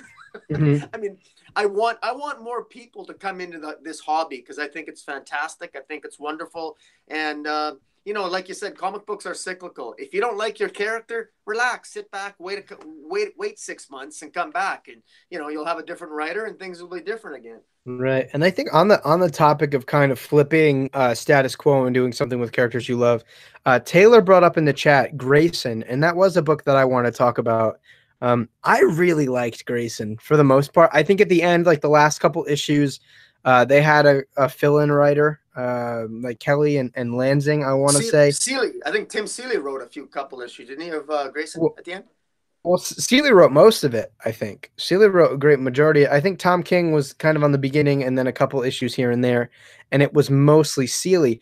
But at the end, it was some younger guy. I think they're younger. I've seen them on a couple things. Kelly and Lansing were the last names, who kind of like I don't want to say fucked it up, but they definitely didn't do it a service like Tom King and Tim Seeley did.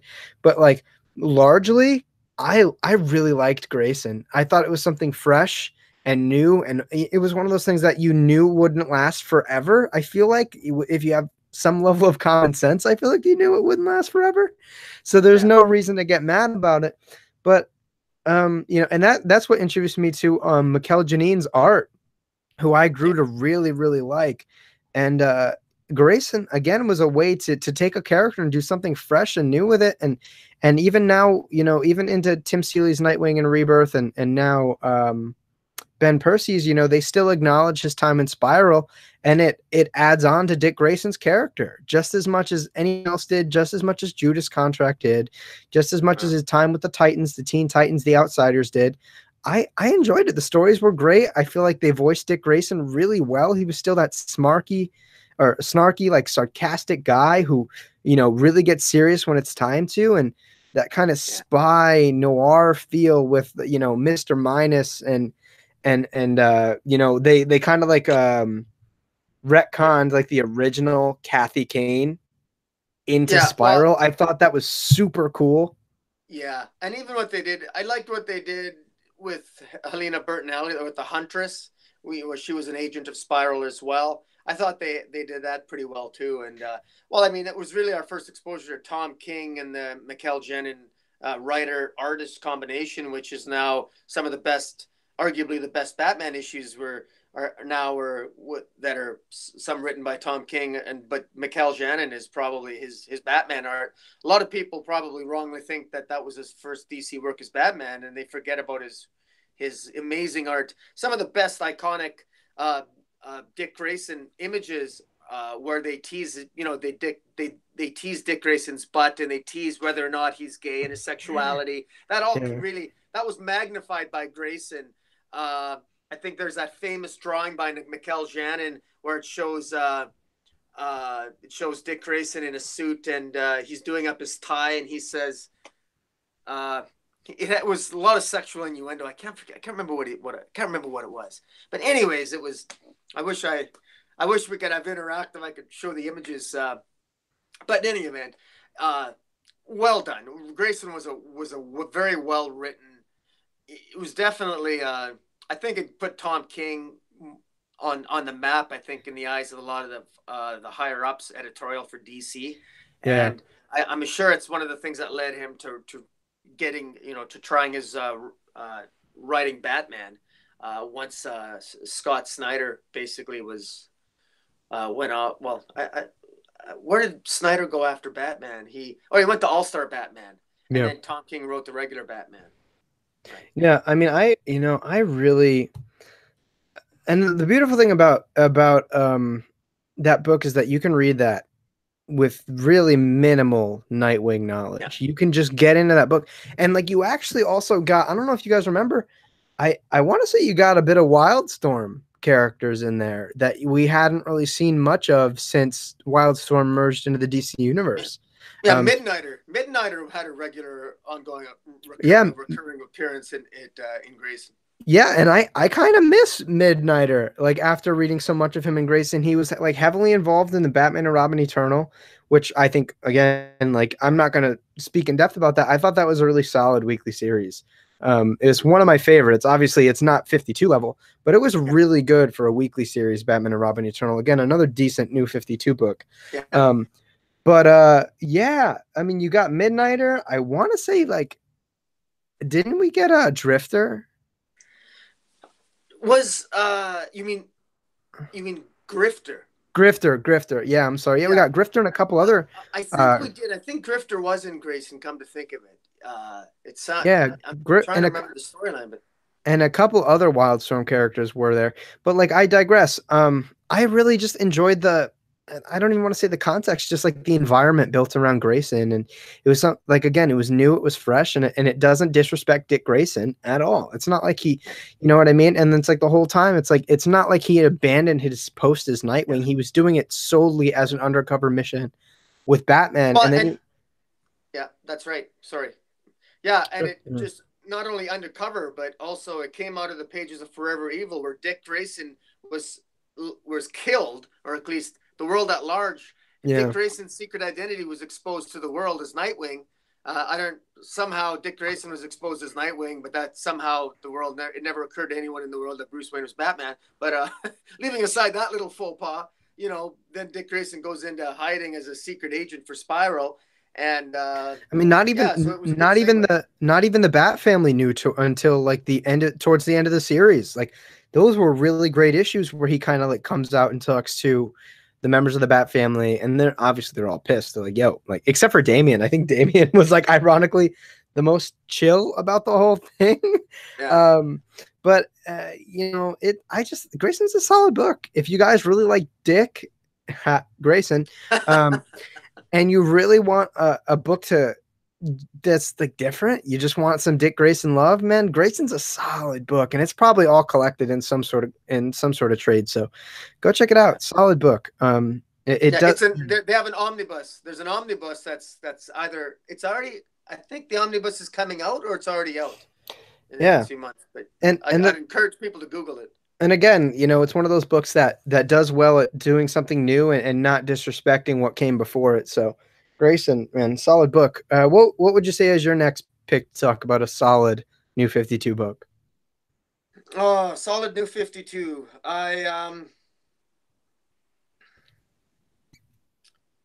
Man, we talked about. I had these things written down. I mean, unless you want to go for the obvious, which I've been poking at all night. Well, I guess we can do with that. You're talking Batman, Court of Owls. Batman in general, Scott Snyder, Greg Capullo, I think was obviously probably the most famous and most well known to come out of the New 52. And again, Scott Snyder is one of my favorite Batman writers of all time. And I think even during the slower periods, I was so into it that I was just like excited to read every issue. And especially like going back and reading it in trade, I think is even better, especially like Zero Year. Zero Year especially is much better to read in trade. But I mean, even, the art was always good. Every single freaking issue art was great. Even like those random like one-offs. I think Jock did like one or two issues of Batman. I know he did an annual and he did something else. I'm sorry, I'm sorry. Jock and Sean Gordon Murphy, I think, also did one. Yeah. So like Court of Owls will forever be in my top 5 Batman stories of all time. Unapologetically. I was it's funny, I'm a late bloomer with Court of Owls because I remember back in the day I was so disappointed with the New 52. I wasn't a fan of it from the get-go. So I went into the New 52 very negative. So I went in with a negative bias before I even started reading any New 52 title. Mm-hmm. And it took me probably about a year, I would say even a year and a half before I began to appreciate how good Court of Owls was. only because of my own. I was just ornery. I was just being that old crazy man that couldn't Uh, accept y- change. I couldn't you were accept change. You know. you were Frank Miller Batman for a little bit. Yeah. But yeah, Court of Owls is a really good story. It's a really good story, and it's remained a good story, and it stands the test of time, and it's timeless, and it's really well done.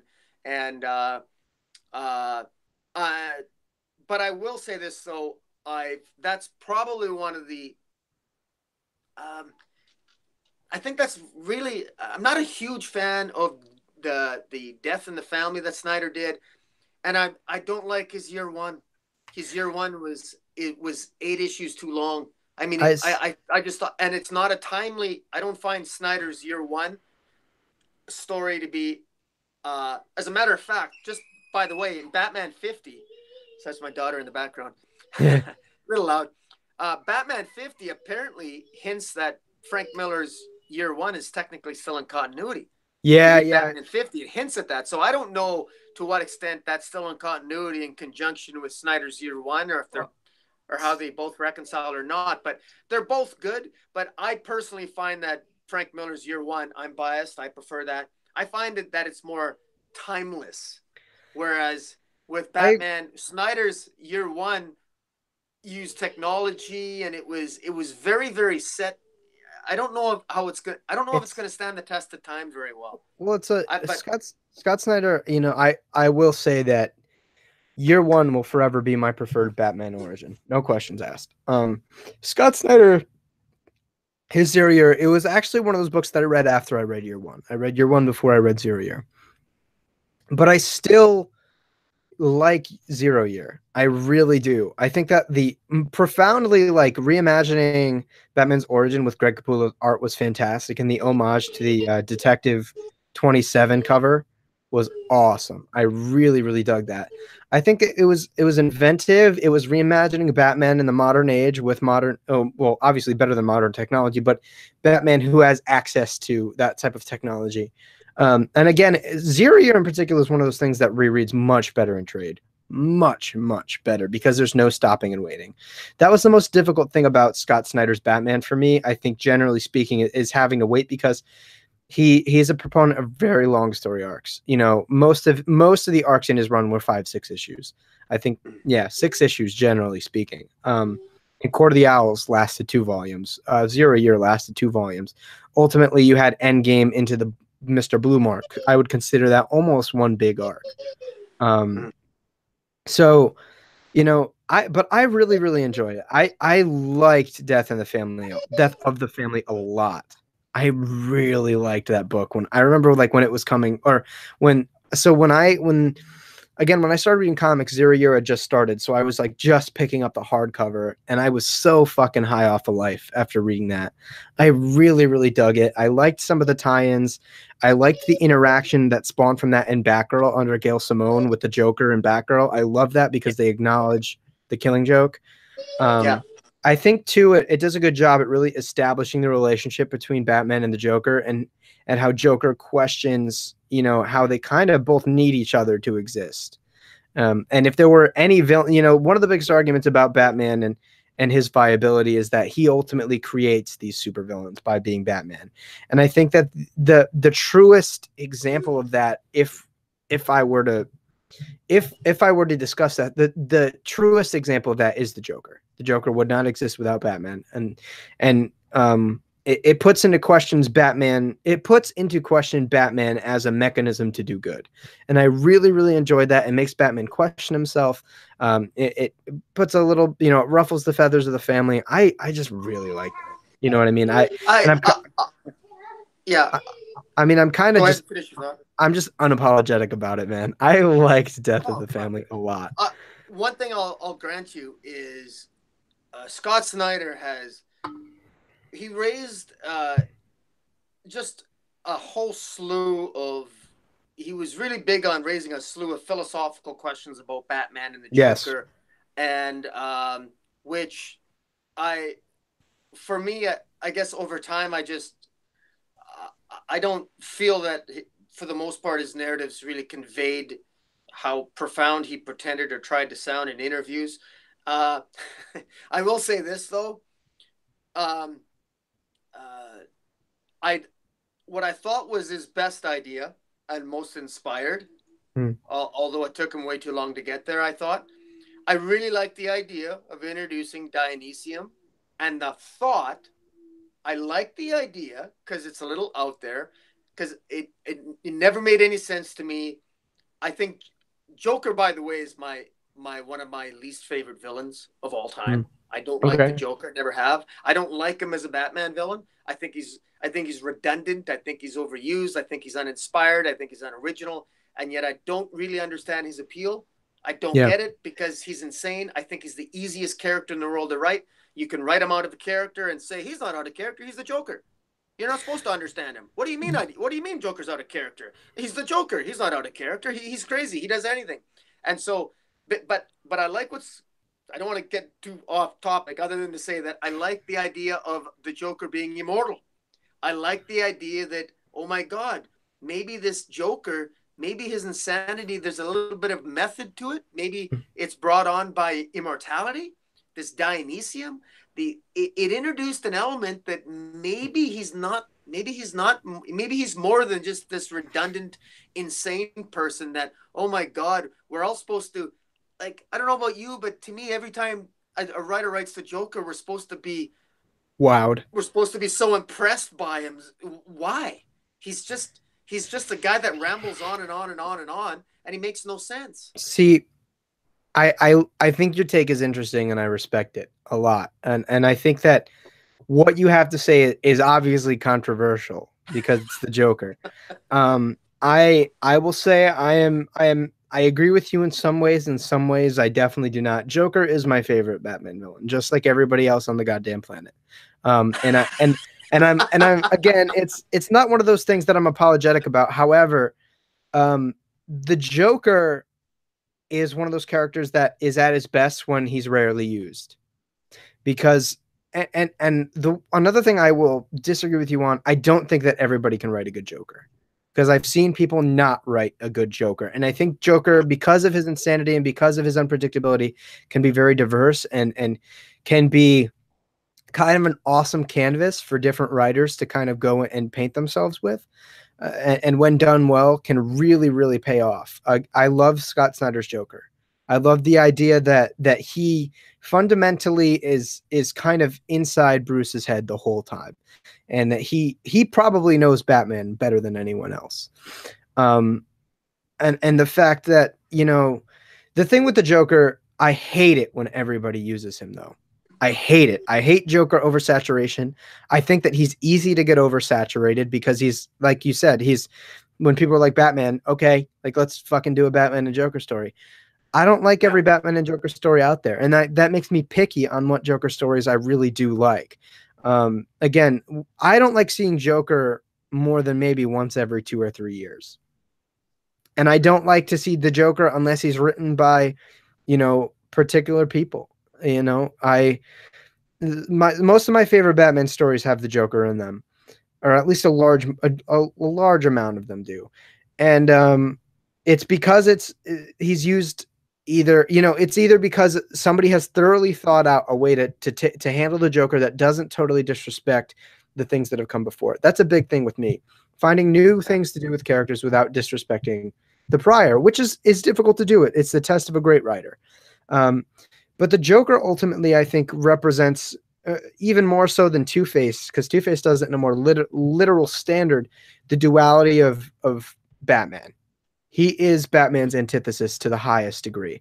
And when done well and when done sparingly is amazing. But he's not one of those characters that I like to see every year, every other year, even maybe every, you know, I like Joker when he's used sparingly. And I'm okay with him being used as a tiny like plot device. I didn't hate the way they used Joker in Kevin Smith's Cacophony. He obviously wasn't the main villain, and I was fine with that.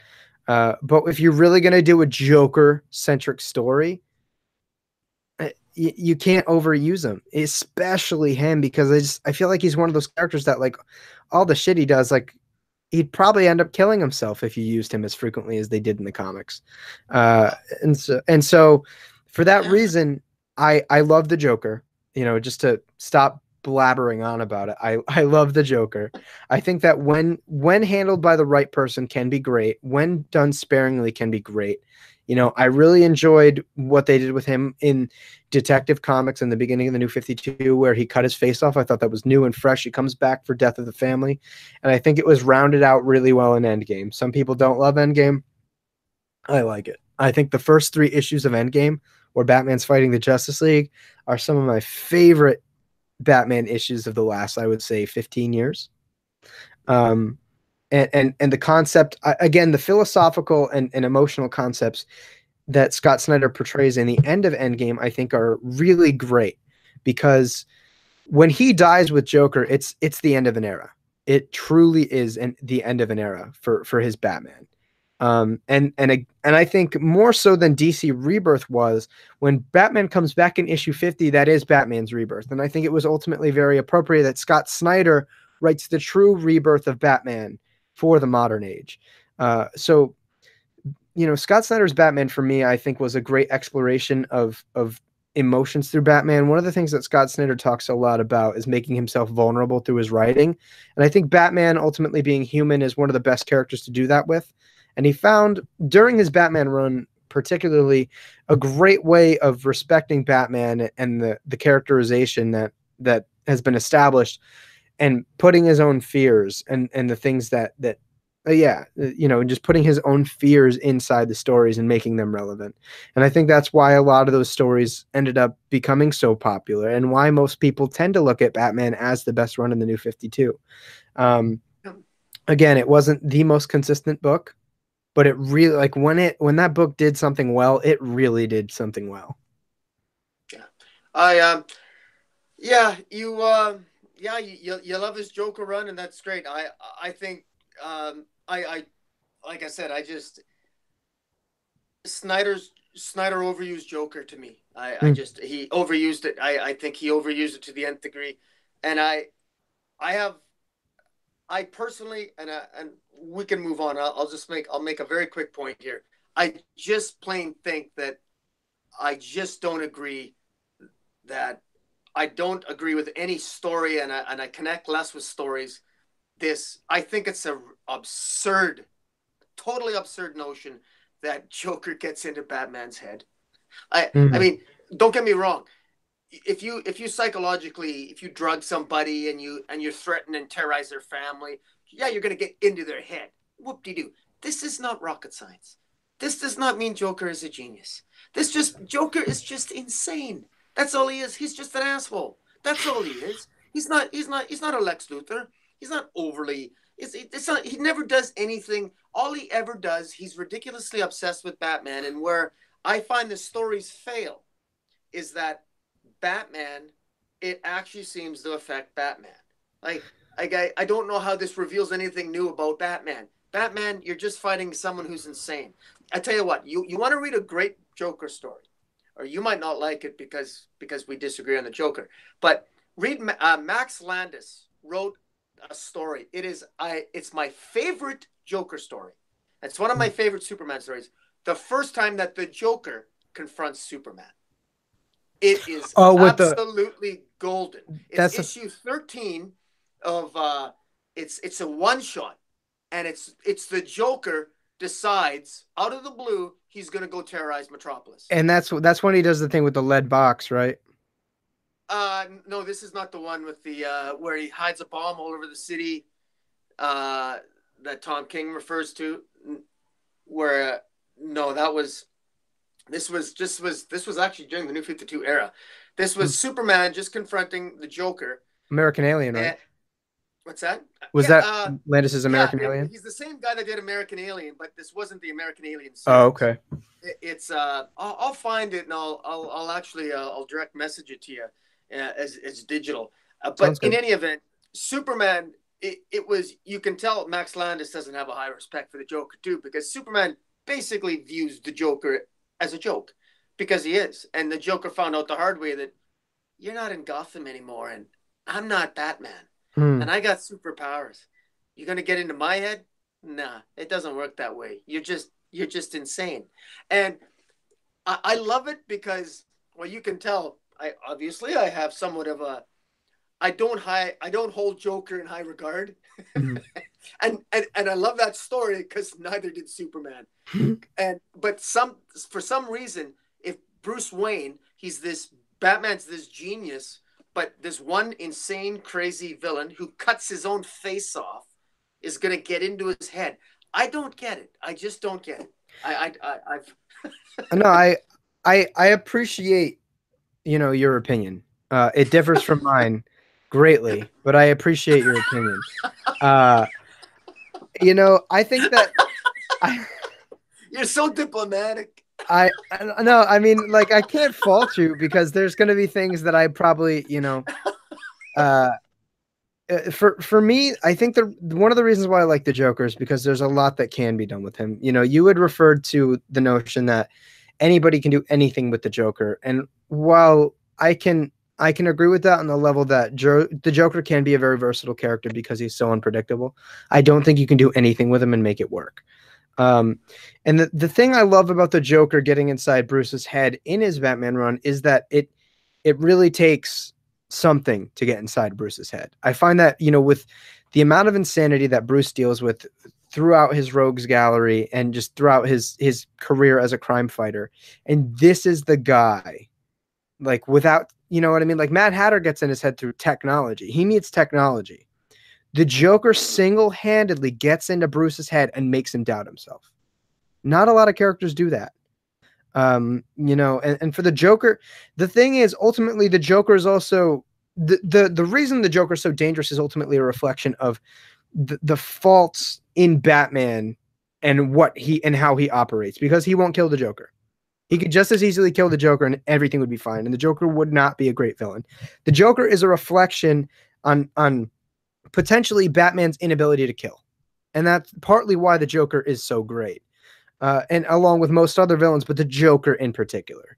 Yeah. And I think that, the thing about the Joker is that over time he's gotten better and better and better and better in terms of, doing what he does. He knows Batman and he's able to switch things up on the fly like that. And I kind of almost agree to notion set forth by Grant Morrison in the fact that the Joker is almost super sane.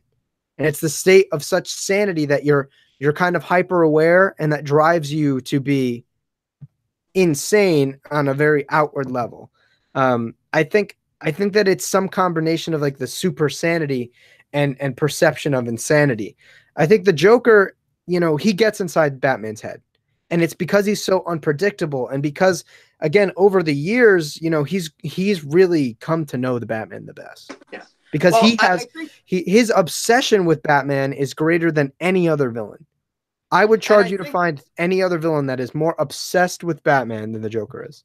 Well, I would agree with you there. I just think that anybody, I just generally, I find anybody who has an obsession with anybody over anything to be generally uninteresting and unlikable. It's sort of like an obsessed girlfriend. How many people like an obsessed girlfriend? I mean, if you've having dealt with people in my occupation who are obsessed with other people, believe me, they're not rocket science. They're easy to figure out. They're not particularly intelligent, and they're fairly predictable. And that's how come I've never found the Joker to be particularly interesting, which is why, leading to my earlier point, I like the idea what Scott Snyder introduced, the idea that the Joker might be immortal. Maybe his obsession with Batman, if he's been immortal, maybe he's known Bruce Wayne his whole life. Maybe because Batman, remember, it was Batman and Batmanium, and Batman was prophesized as being the one that would open up the portal to release the dark, to release the Batman who laughs into our universe. Remember the Pages of Metal? That Batman was prophesized as being a key to opening up the door, that the Court of Owls was waiting for centuries for Bruce Wayne to become Batman, to do what he did. And if the Joker's immortal from Dionysium, maybe the Joker is also tied in with the mythology of the family of the Bat, just like the family of the Hawk, the Hawk tribe, the Bat tribe. And in that respect, an obsession like that's built up over centuries, that I can get into more. So I like that supernatural element maybe of the obsession, as opposed to just a human element that you really focus on. Yeah, I really liked the idea, but I think ultimately that whole time the Joker, I mean, it was the intention of the writer that elevated the Joker, but the Joker had us actually thinking he was immortal the whole Yeah, time. And I think that's one of the great parts about the character is that like even us, you know, like we should be aware that something like that probably isn't true. But the whole time we were convinced that the Joker was probably immortal, even though like by the end hey, they kind of allude to the notion that maybe he had only found it at the end of Death of the and Family when Batman dropped him off the cliff. And I think that's one of the reasons why I will argue, you know, day and night that when handled well, the Joker's a great character.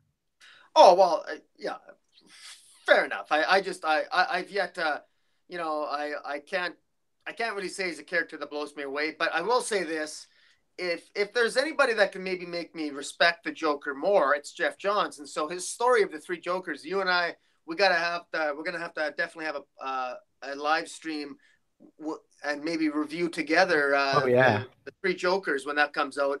I'm down. Especially given our different viewpoints on the Joker, might be an interesting debate. Definitely an interesting topic. And I've also still been, I actually, so little plug, I just dropped my interview with Jason Fabok today from Terrificon, the long awaited one. Everybody that knew about it's been like, bro, when's it coming? When's it coming? When's it coming? Um, from my talks with Jay, there's a very good possibility that when the Three Jokers comes out, that we were able to speak to Jason again. So I think that it would be maybe interesting if I'm able to do that with Jason, maybe having you come on with me and we'll kind of have like the first issue in hand, discuss the issue with him maybe if we can work something like that out. Because he's also a native of Canada. I don't know what your time if you have Yeah. a time zone difference with him as well, but that would be a really cool possibility. I'm totally for that. But Well, I mean, if look, you're not going to have to talk me into being on a live stream with you and Jason Fabok. So, yeah, but I don't expect that. So I got a better behavior around you than if I expect to be on that. I mean, But you yeah, already no, obviously, if you can work that, obviously, I'm not going to object to that. But yeah.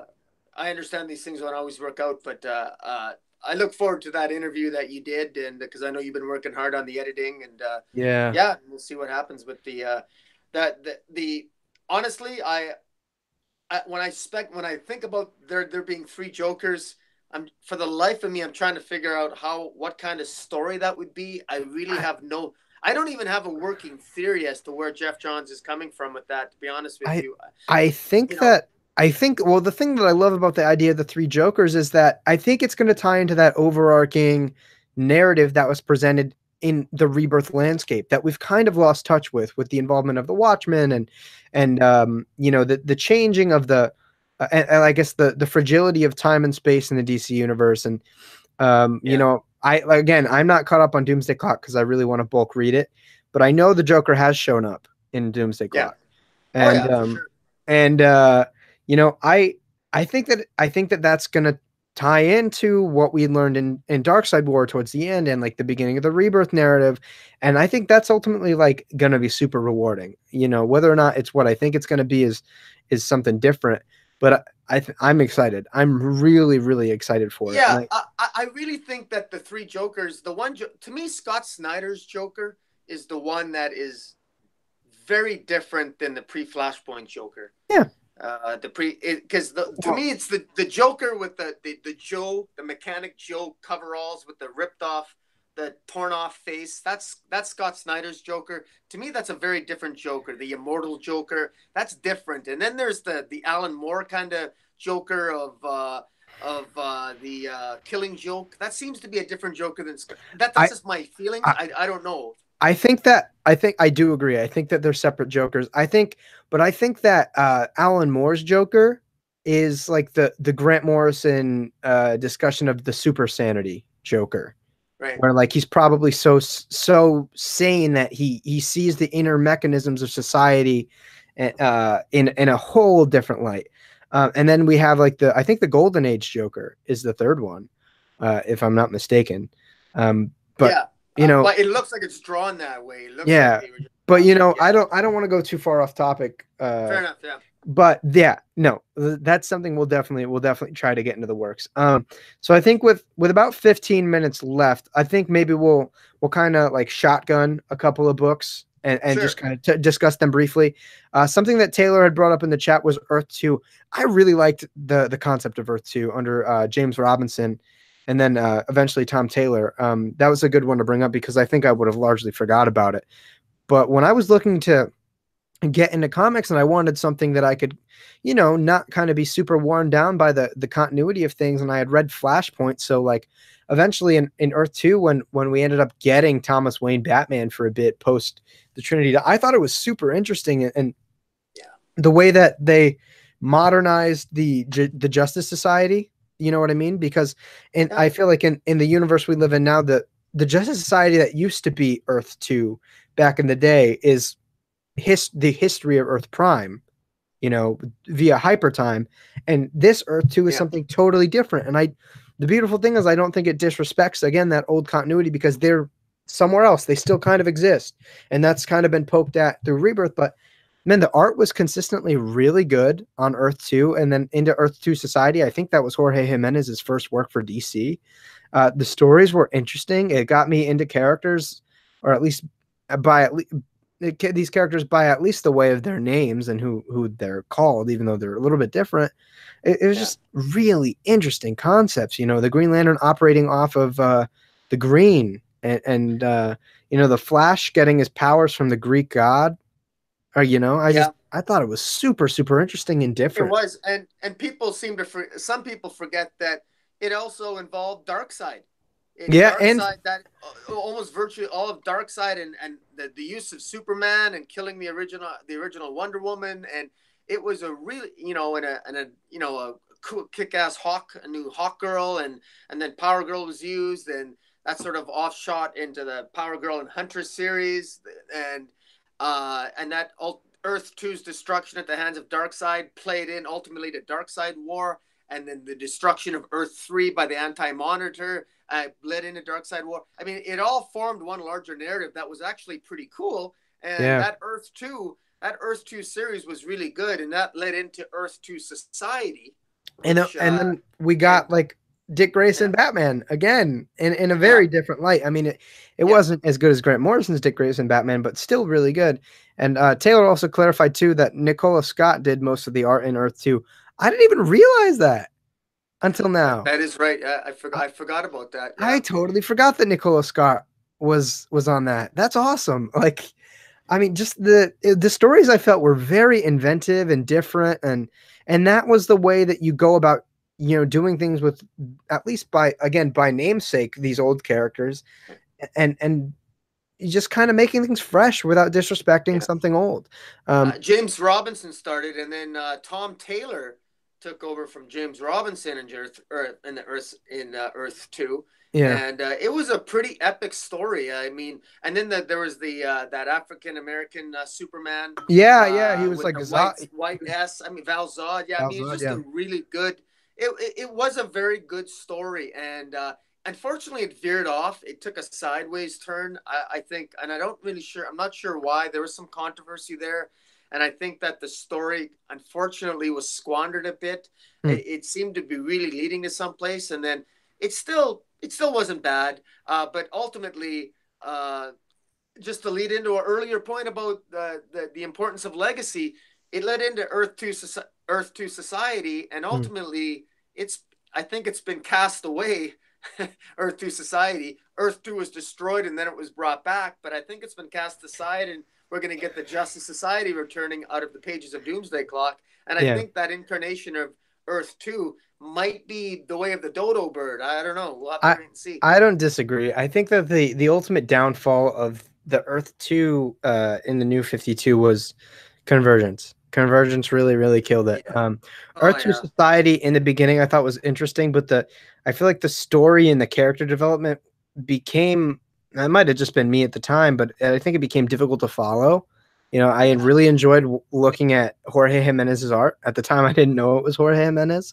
But you know, really beautiful art. I loved some of the ideas where like the green fully took over Alan Scott after their original Earth blew up and he became like this vessel for the green, essentially, in a very like omnipotent sense. And Mhm. there were some really really great ideas towards the end that I don't think ultimately were executed. But like the Earth 2, man, pre-society was awesome. Like the concepts that like Thomas Wayne's taking this performance enhancing drug to like honor the legacy of his son and that he was alive the whole time. And I think it was really, like I wasn't even mad when they killed the Trinity off in the first arc. And Yeah. sue me, but like I wasn't mad about it. And they did a good job at having this universe without the original Trinity, and they did something new with it. And I feel like most people wanted to see more Thomas Wayne Batman in a post Flashpoint comic book community, and we got it. And So they introduced, and they had diverse characters too. There was they, diversity they there. Alan Scott was gay, and his spouse was killed.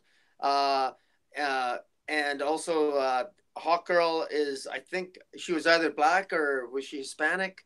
Uh, yeah. but Well, there I was mean, some there was diversity there, and Superman was black. You know what I mean? that's right. I And really like because he was also the president, correct? Valzad. well, no, you're thinking of Grant Morrison's Multiversity Oh, Superman that's what from I'm another thinking of. Earth, from Yeah. Earth 23, I think. Yeah. I got the number wrong, I think. And that's the veering, not too far. Multiversity was an interesting thing that we got out of the new 52. Ultimately, I thought it was really confusing when I first read it. I was very confused by it.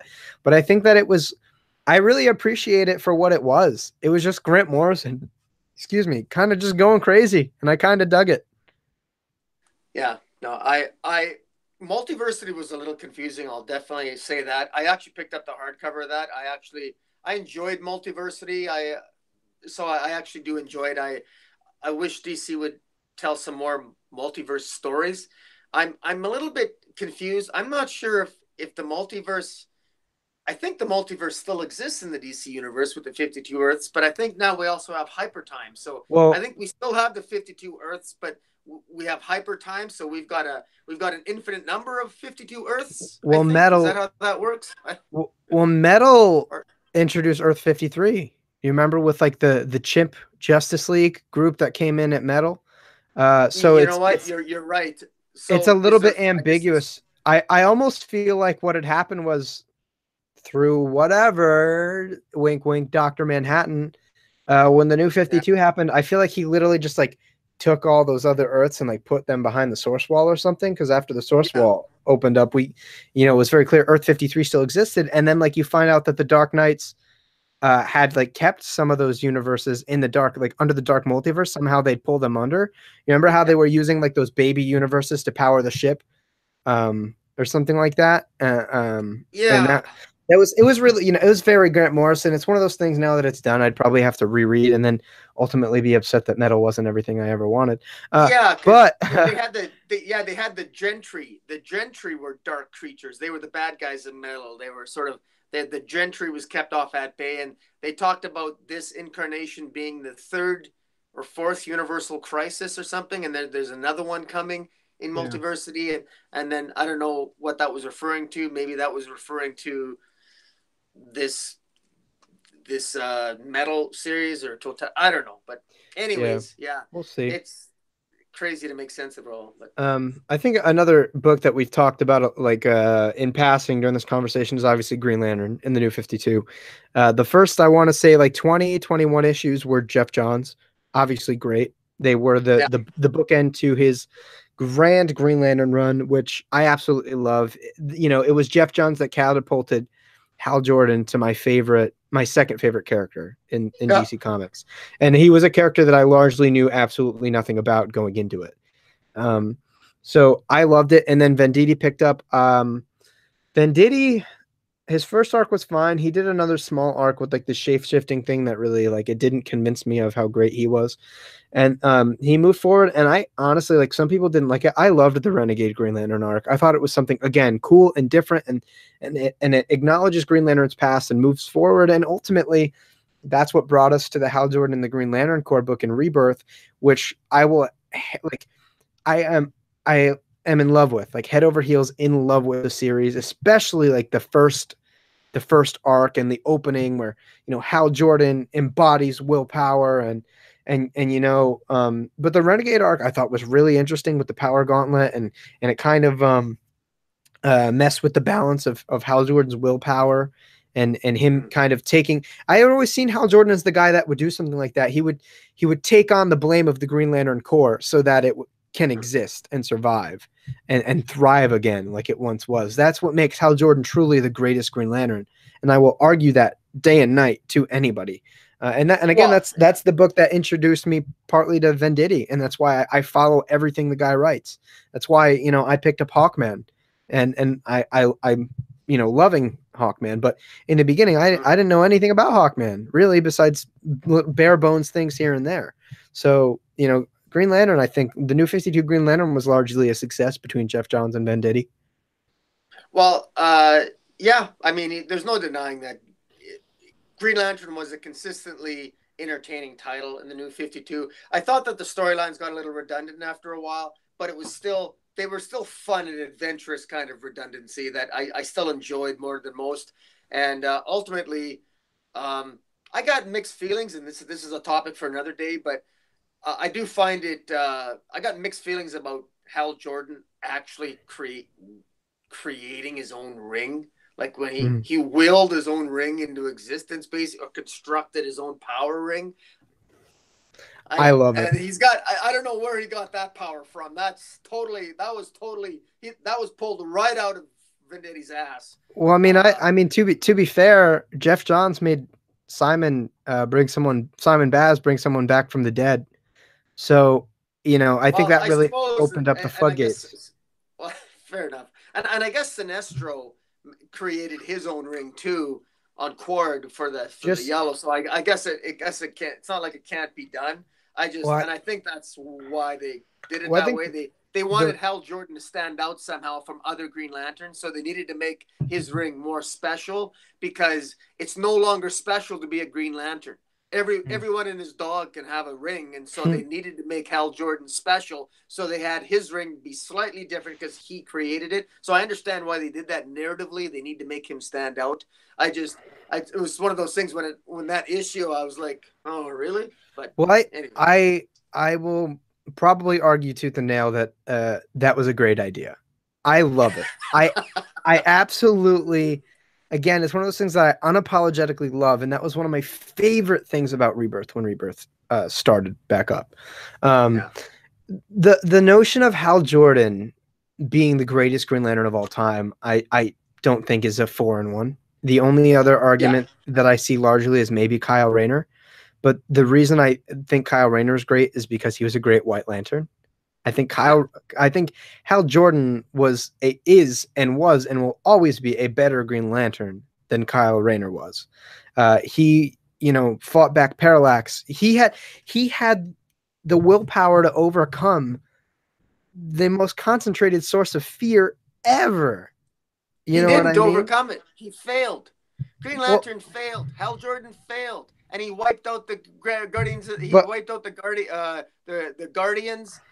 He wiped out the Green Lanterns. He exterminated. Parallax defeated him and overcame him with fear. This is the one thing that, I mean, that's just the truth, and that's why it's a tragic story, Hal Jordan. But let's not forget that he failed. Hal Jordan failed spectacularly. He did fail, but I think that's the ultimate example of willpower, is being able to come back from that stuff I'll grant you that, yeah. In the most Christopher Nolan Batman way possible. Is that he literally came back from death. His willpower was that strong. The guy came back from death. He was, you know what I mean? Yes, he failed, and you bring up a good point there, but that's what makes Hal Jordan great and powerful and the most willful character in the DC universe, is that he is so convicted in what he wants to do that he defeats death on multiple occasions. Even in Jeff Johns' Green Lantern, he kills himself so that he can become a Black Lantern, and he wills himself back to life again, dude. Like, no one else can do that. And that's why, like, the guy brought himself back to life twice. I don't think it's so far-fetched that he has so much concentrated willpower that he can create a channel, and by that I mean his ring, by which to use his own willpower. And I think that's really significant because everybody else's ring, Sinestro's included, is a piece of technology, but Hal's is concentrated will. Like, Yeah. it's insane. And I think that him making his own ring and ultimately leading to a lot of really cool things narrative wise in that first arc where he like fights Sinestro. Honestly, like that where he fights Sinestro, that's better than some of the, not all. You know, I'm not ready to be crucified quite yet. Is better than some of the stuff that Jeff Johns did with Sinestro. Like that fight was dope, absolutely insane. And the, you know, the thing where they're arguing and he's, you know, and it pulls on a lot of the stuff that Jeff Johns discussed where like, you know, he was like, you know, he talked about how evil Sinestro was, and he's like, the sad part is we'll always be friends. You know what I mean? And then Diddy kind of also pulled on that and elaborated on that in the sense that the reason why they bat heads so much is because they're both so convicted on their own pathways. But they, in a way, you know, in a non-romantic way, they love each other. You know, they say that the you love hard and you fight hard, and that in some way I think is relative to the relationship of Hal Jordan and Sinestro, because they're both very strong-willed in both of their agendas. But when they collide, and even though, you know, they like each other, there's no stopping either one of them. And you know, Taylor in the chat makes a point saying that he feels the problem with the start of Venditti's run is that Jeff Johns pretty much gave us an ending, and it's hard for someone to do something after that. I agree. You make a very good point. Jeff Johns' end to his Green Lantern run is the perfect end to Sinestro and Hal Jordan. But it's comic books, and perfect ends, they don't last. And I think that, you know, we kind of have to look kind of look back on that and say this is perfect, and nothing can ruin it. But like these things aren't going to stop. And again, you know, before I finish up, I just want to say that, you know, I'm not saying that Venditti's run as a whole was better than Jeff Johns, but I think that like that fight with Sinestro, or that conflict with Sinestro, was one of the best conflicts that Hal Jordan has ever had with Sinestro. So, you know, those are my thoughts on that. Yeah, no, I was just going to add,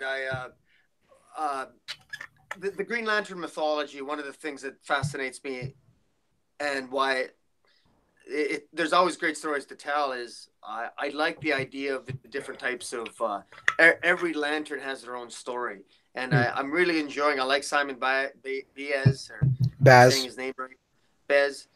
I like Jessica Cruz, and I really like how they explore how different characters deal with the willpower element, and there's so much more to explore with that idea. And I find that even the good thing about having a Green Lantern Corps is that even when I get tired, maybe with one lantern, sometimes there's always more to. There's always stories to tell with other ones. And I actually quite enjoyed the Gauntlet story when Green Lantern had the Gauntlet. Yeah, Renegade. A Renegade. I wish Venditti had done more with it. I would have. I kind of like the idea of him. You know, it. You know, I wish he'd have done it more like a space western. That's what I was hoping. I had the idea. I was hoping for a storyline. Basically, what I'm saying is I wish I could have wrote it. I'm not saying it would have been good, but I would have loved it. I had this space idea. I have this idea. Imagine, you know, Hal Jordan being like a Clint Eastwood, wandering on a planet, a stranger in a strange land with this gauntlet. He wanders into an alien society, and he ends up saving a small alien town, you know, from the bad guys. That's what I thought was going to happen, but it didn't happen that way. But that's you know. No, it's definitely an interesting idea, and I think him ultimately being like the Green Lantern and becoming an outlaw for a little bit was really, really interesting. And then he even fights Parallax, which I think was a little bit confusing. But you know, it was solid. It was very solid. And most people, I think, forget that, you know, half of that entire New 52 Green Lantern run was the end of Jeff Johns' time on Green Lantern, which was fantastic. You know, I had actually, believe it or not, I had knowledge of like Emerald Twilight, and I think I had read Green Lantern Rebirth, and then I like went straight to the New 52 Green Lantern, and I was like, I wasn't really confused, but like I was so interested that I went back and read all of Jeff Johns' Green Lantern. So, ultimately, very, very good stuff. Consistent art too. Like Philip Tan, I think, was on most of Venditti's run with Green Lantern, which was solid. Great And artist. yeah, really, really great stuff. But with that being said, are there any books that you can think of that we forgot to mention? Um, just like I said, I really liked I Vampire and the Agents of Shade with Frankenstein. I think these are and Demon Knights were underrated titles. Demon Knights starred the Demon and Vandal Savage back in medieval times, and I think Vandal Savage is one of the most underrated villains in the DC universe. Right now, he's in the pages. Well, Lex Luthor killed him off in the pages of Justice League, but With a I have a doorknob, feeling might I add. yeah, by a doorknob. But I like to think that Vandal Savage is going to come back somehow. I find it hard to believe that I refuse to believe that Scott Snyder killed off the villain by I don't think having he him did. die by a doorknob.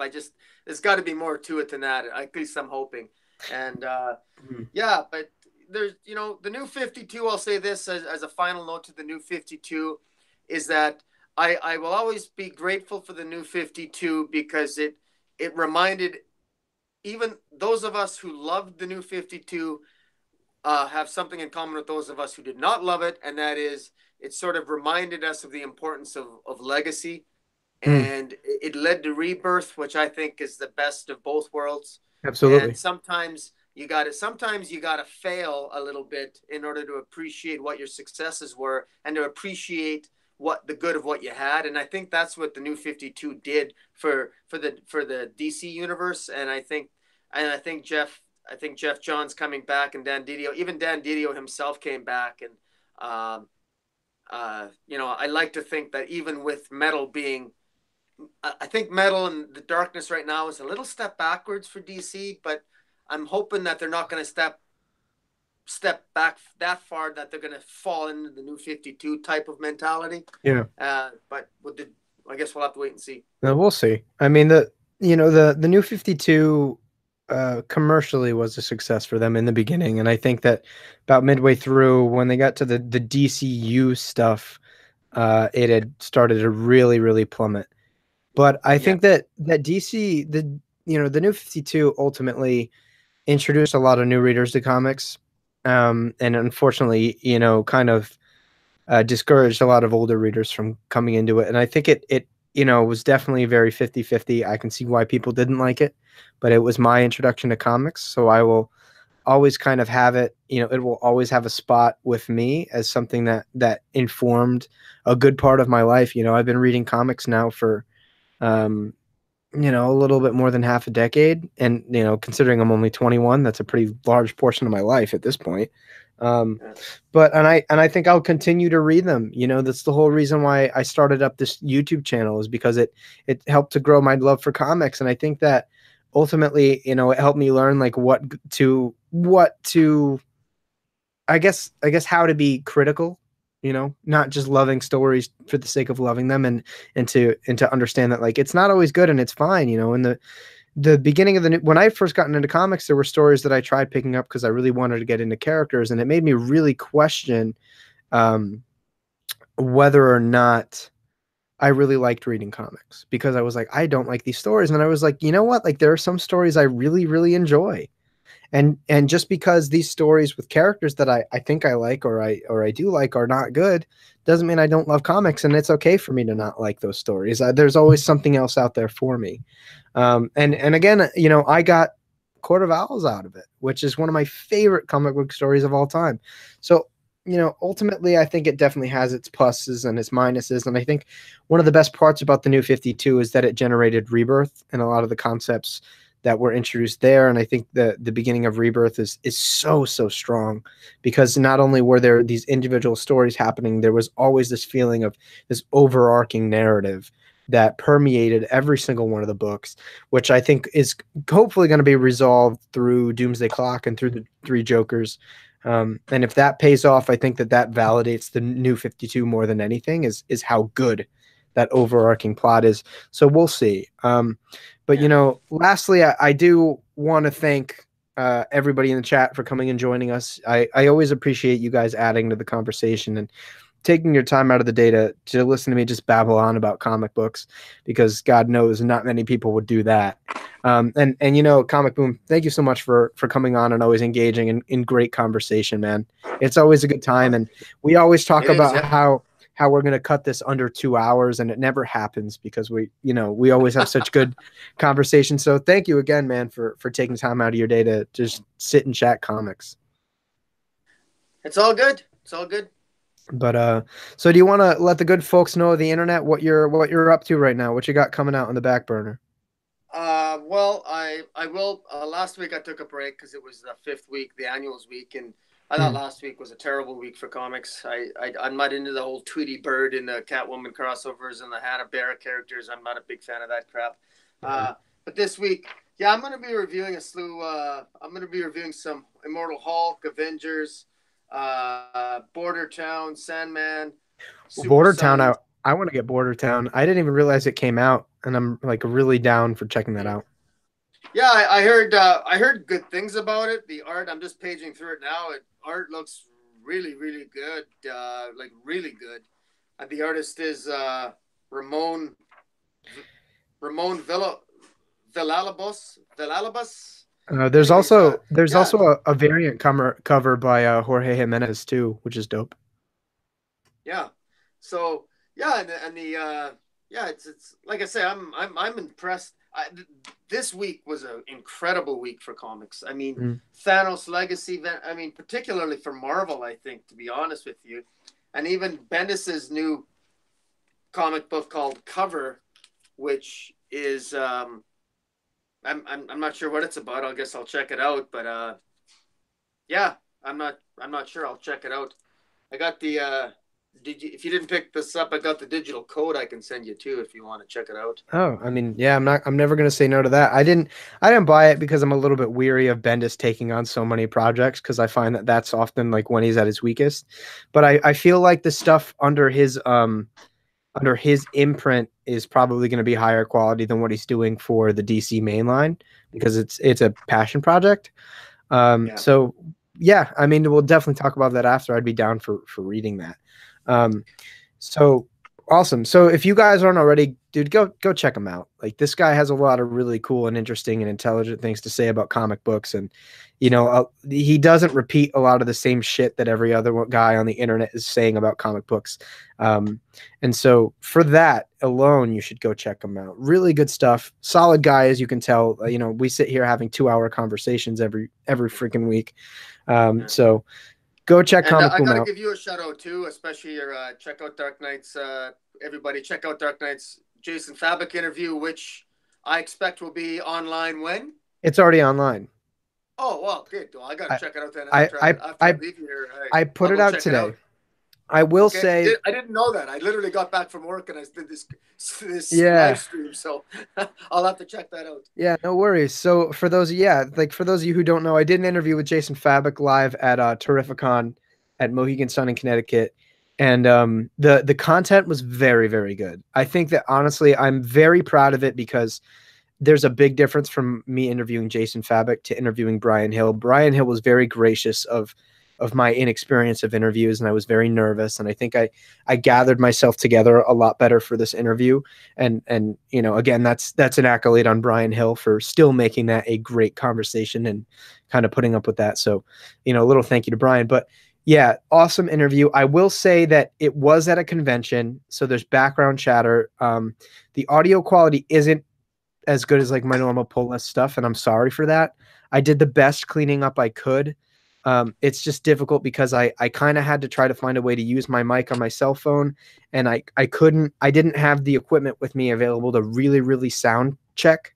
The best thing I could do is have him talk a little bit, see if I can hear him, you know, in the playback, and then, okay, it's like, oh, I can hear you. So let's move on. So, at certain parts, I do have subtitles where it gets a little bit difficult to hear Jason. I type up all the subtitles, and it'll show you at the beginning of the video. I put up a little text box saying like, okay, at about 18 minutes and 20 seconds is where I start putting up subtitles. But really, really great interview, man. Jason's an awesome guy to chat to, and he really loves his fans. And I think that's one of the biggest things to take away from the whole thing. Really takes pride in his artwork. So awesome conversation. I'm going to try to have a pull list episode up sometime next week. I've been talking about putting it up for like 2 weeks, and I'm changing things around so that I have newer books on there rather than the stuff I was just going to review a couple weeks ago. It's been very busy. I'm a college student and I also work, so I've been trying to at least stay consistent with doing these Let's Talk Comic videos once a week. But I will do my best to get that out there. And I probably will have an update video coming soon, just letting people know where things are right now. I'm definitely don't planning on stopping, but you know, it's going to be a little bit slower, and not like I was very fast at it to begin with, but it will be a little bit slower. I do have a Tomasi interview, like I had gestured at earlier, that's going to be coming out. That one is taking like some heavy audio work for me. So that'll be coming out fairly soon. And I will say I am tentatively in the works of doing an interview with Robert Venditti in October at New York Comic Con. I've been talking to a member of DC's PR department about scheduling that for New York Comic Con. So if you guys love Venditti or you want to know a little bit more about him, I'm hoping we can get that out there for you. And I'm thinking about covering New York Comic Con as a whole. So for those of you that are still here listening to me babble on at the end of the main talking point, let me know. Shoot me a message or shoot me a tweet or whatever, and just say, hey, like it'd be really cool for you to cover, you know, NYCC for, you know, a number of reasons. I'll definitely be getting signatures and probably be updating people on news. So, you know, again, I've gone on too long. So finally, again, thank you everybody watching. Thank you, ComicBoom, for joining me and elevating the conversation as usual. And with that being said, I think that's a good night from us. So thank you guys for checking out Let's Talk Comics, and we'll see you next week for another awesome topic. See you later.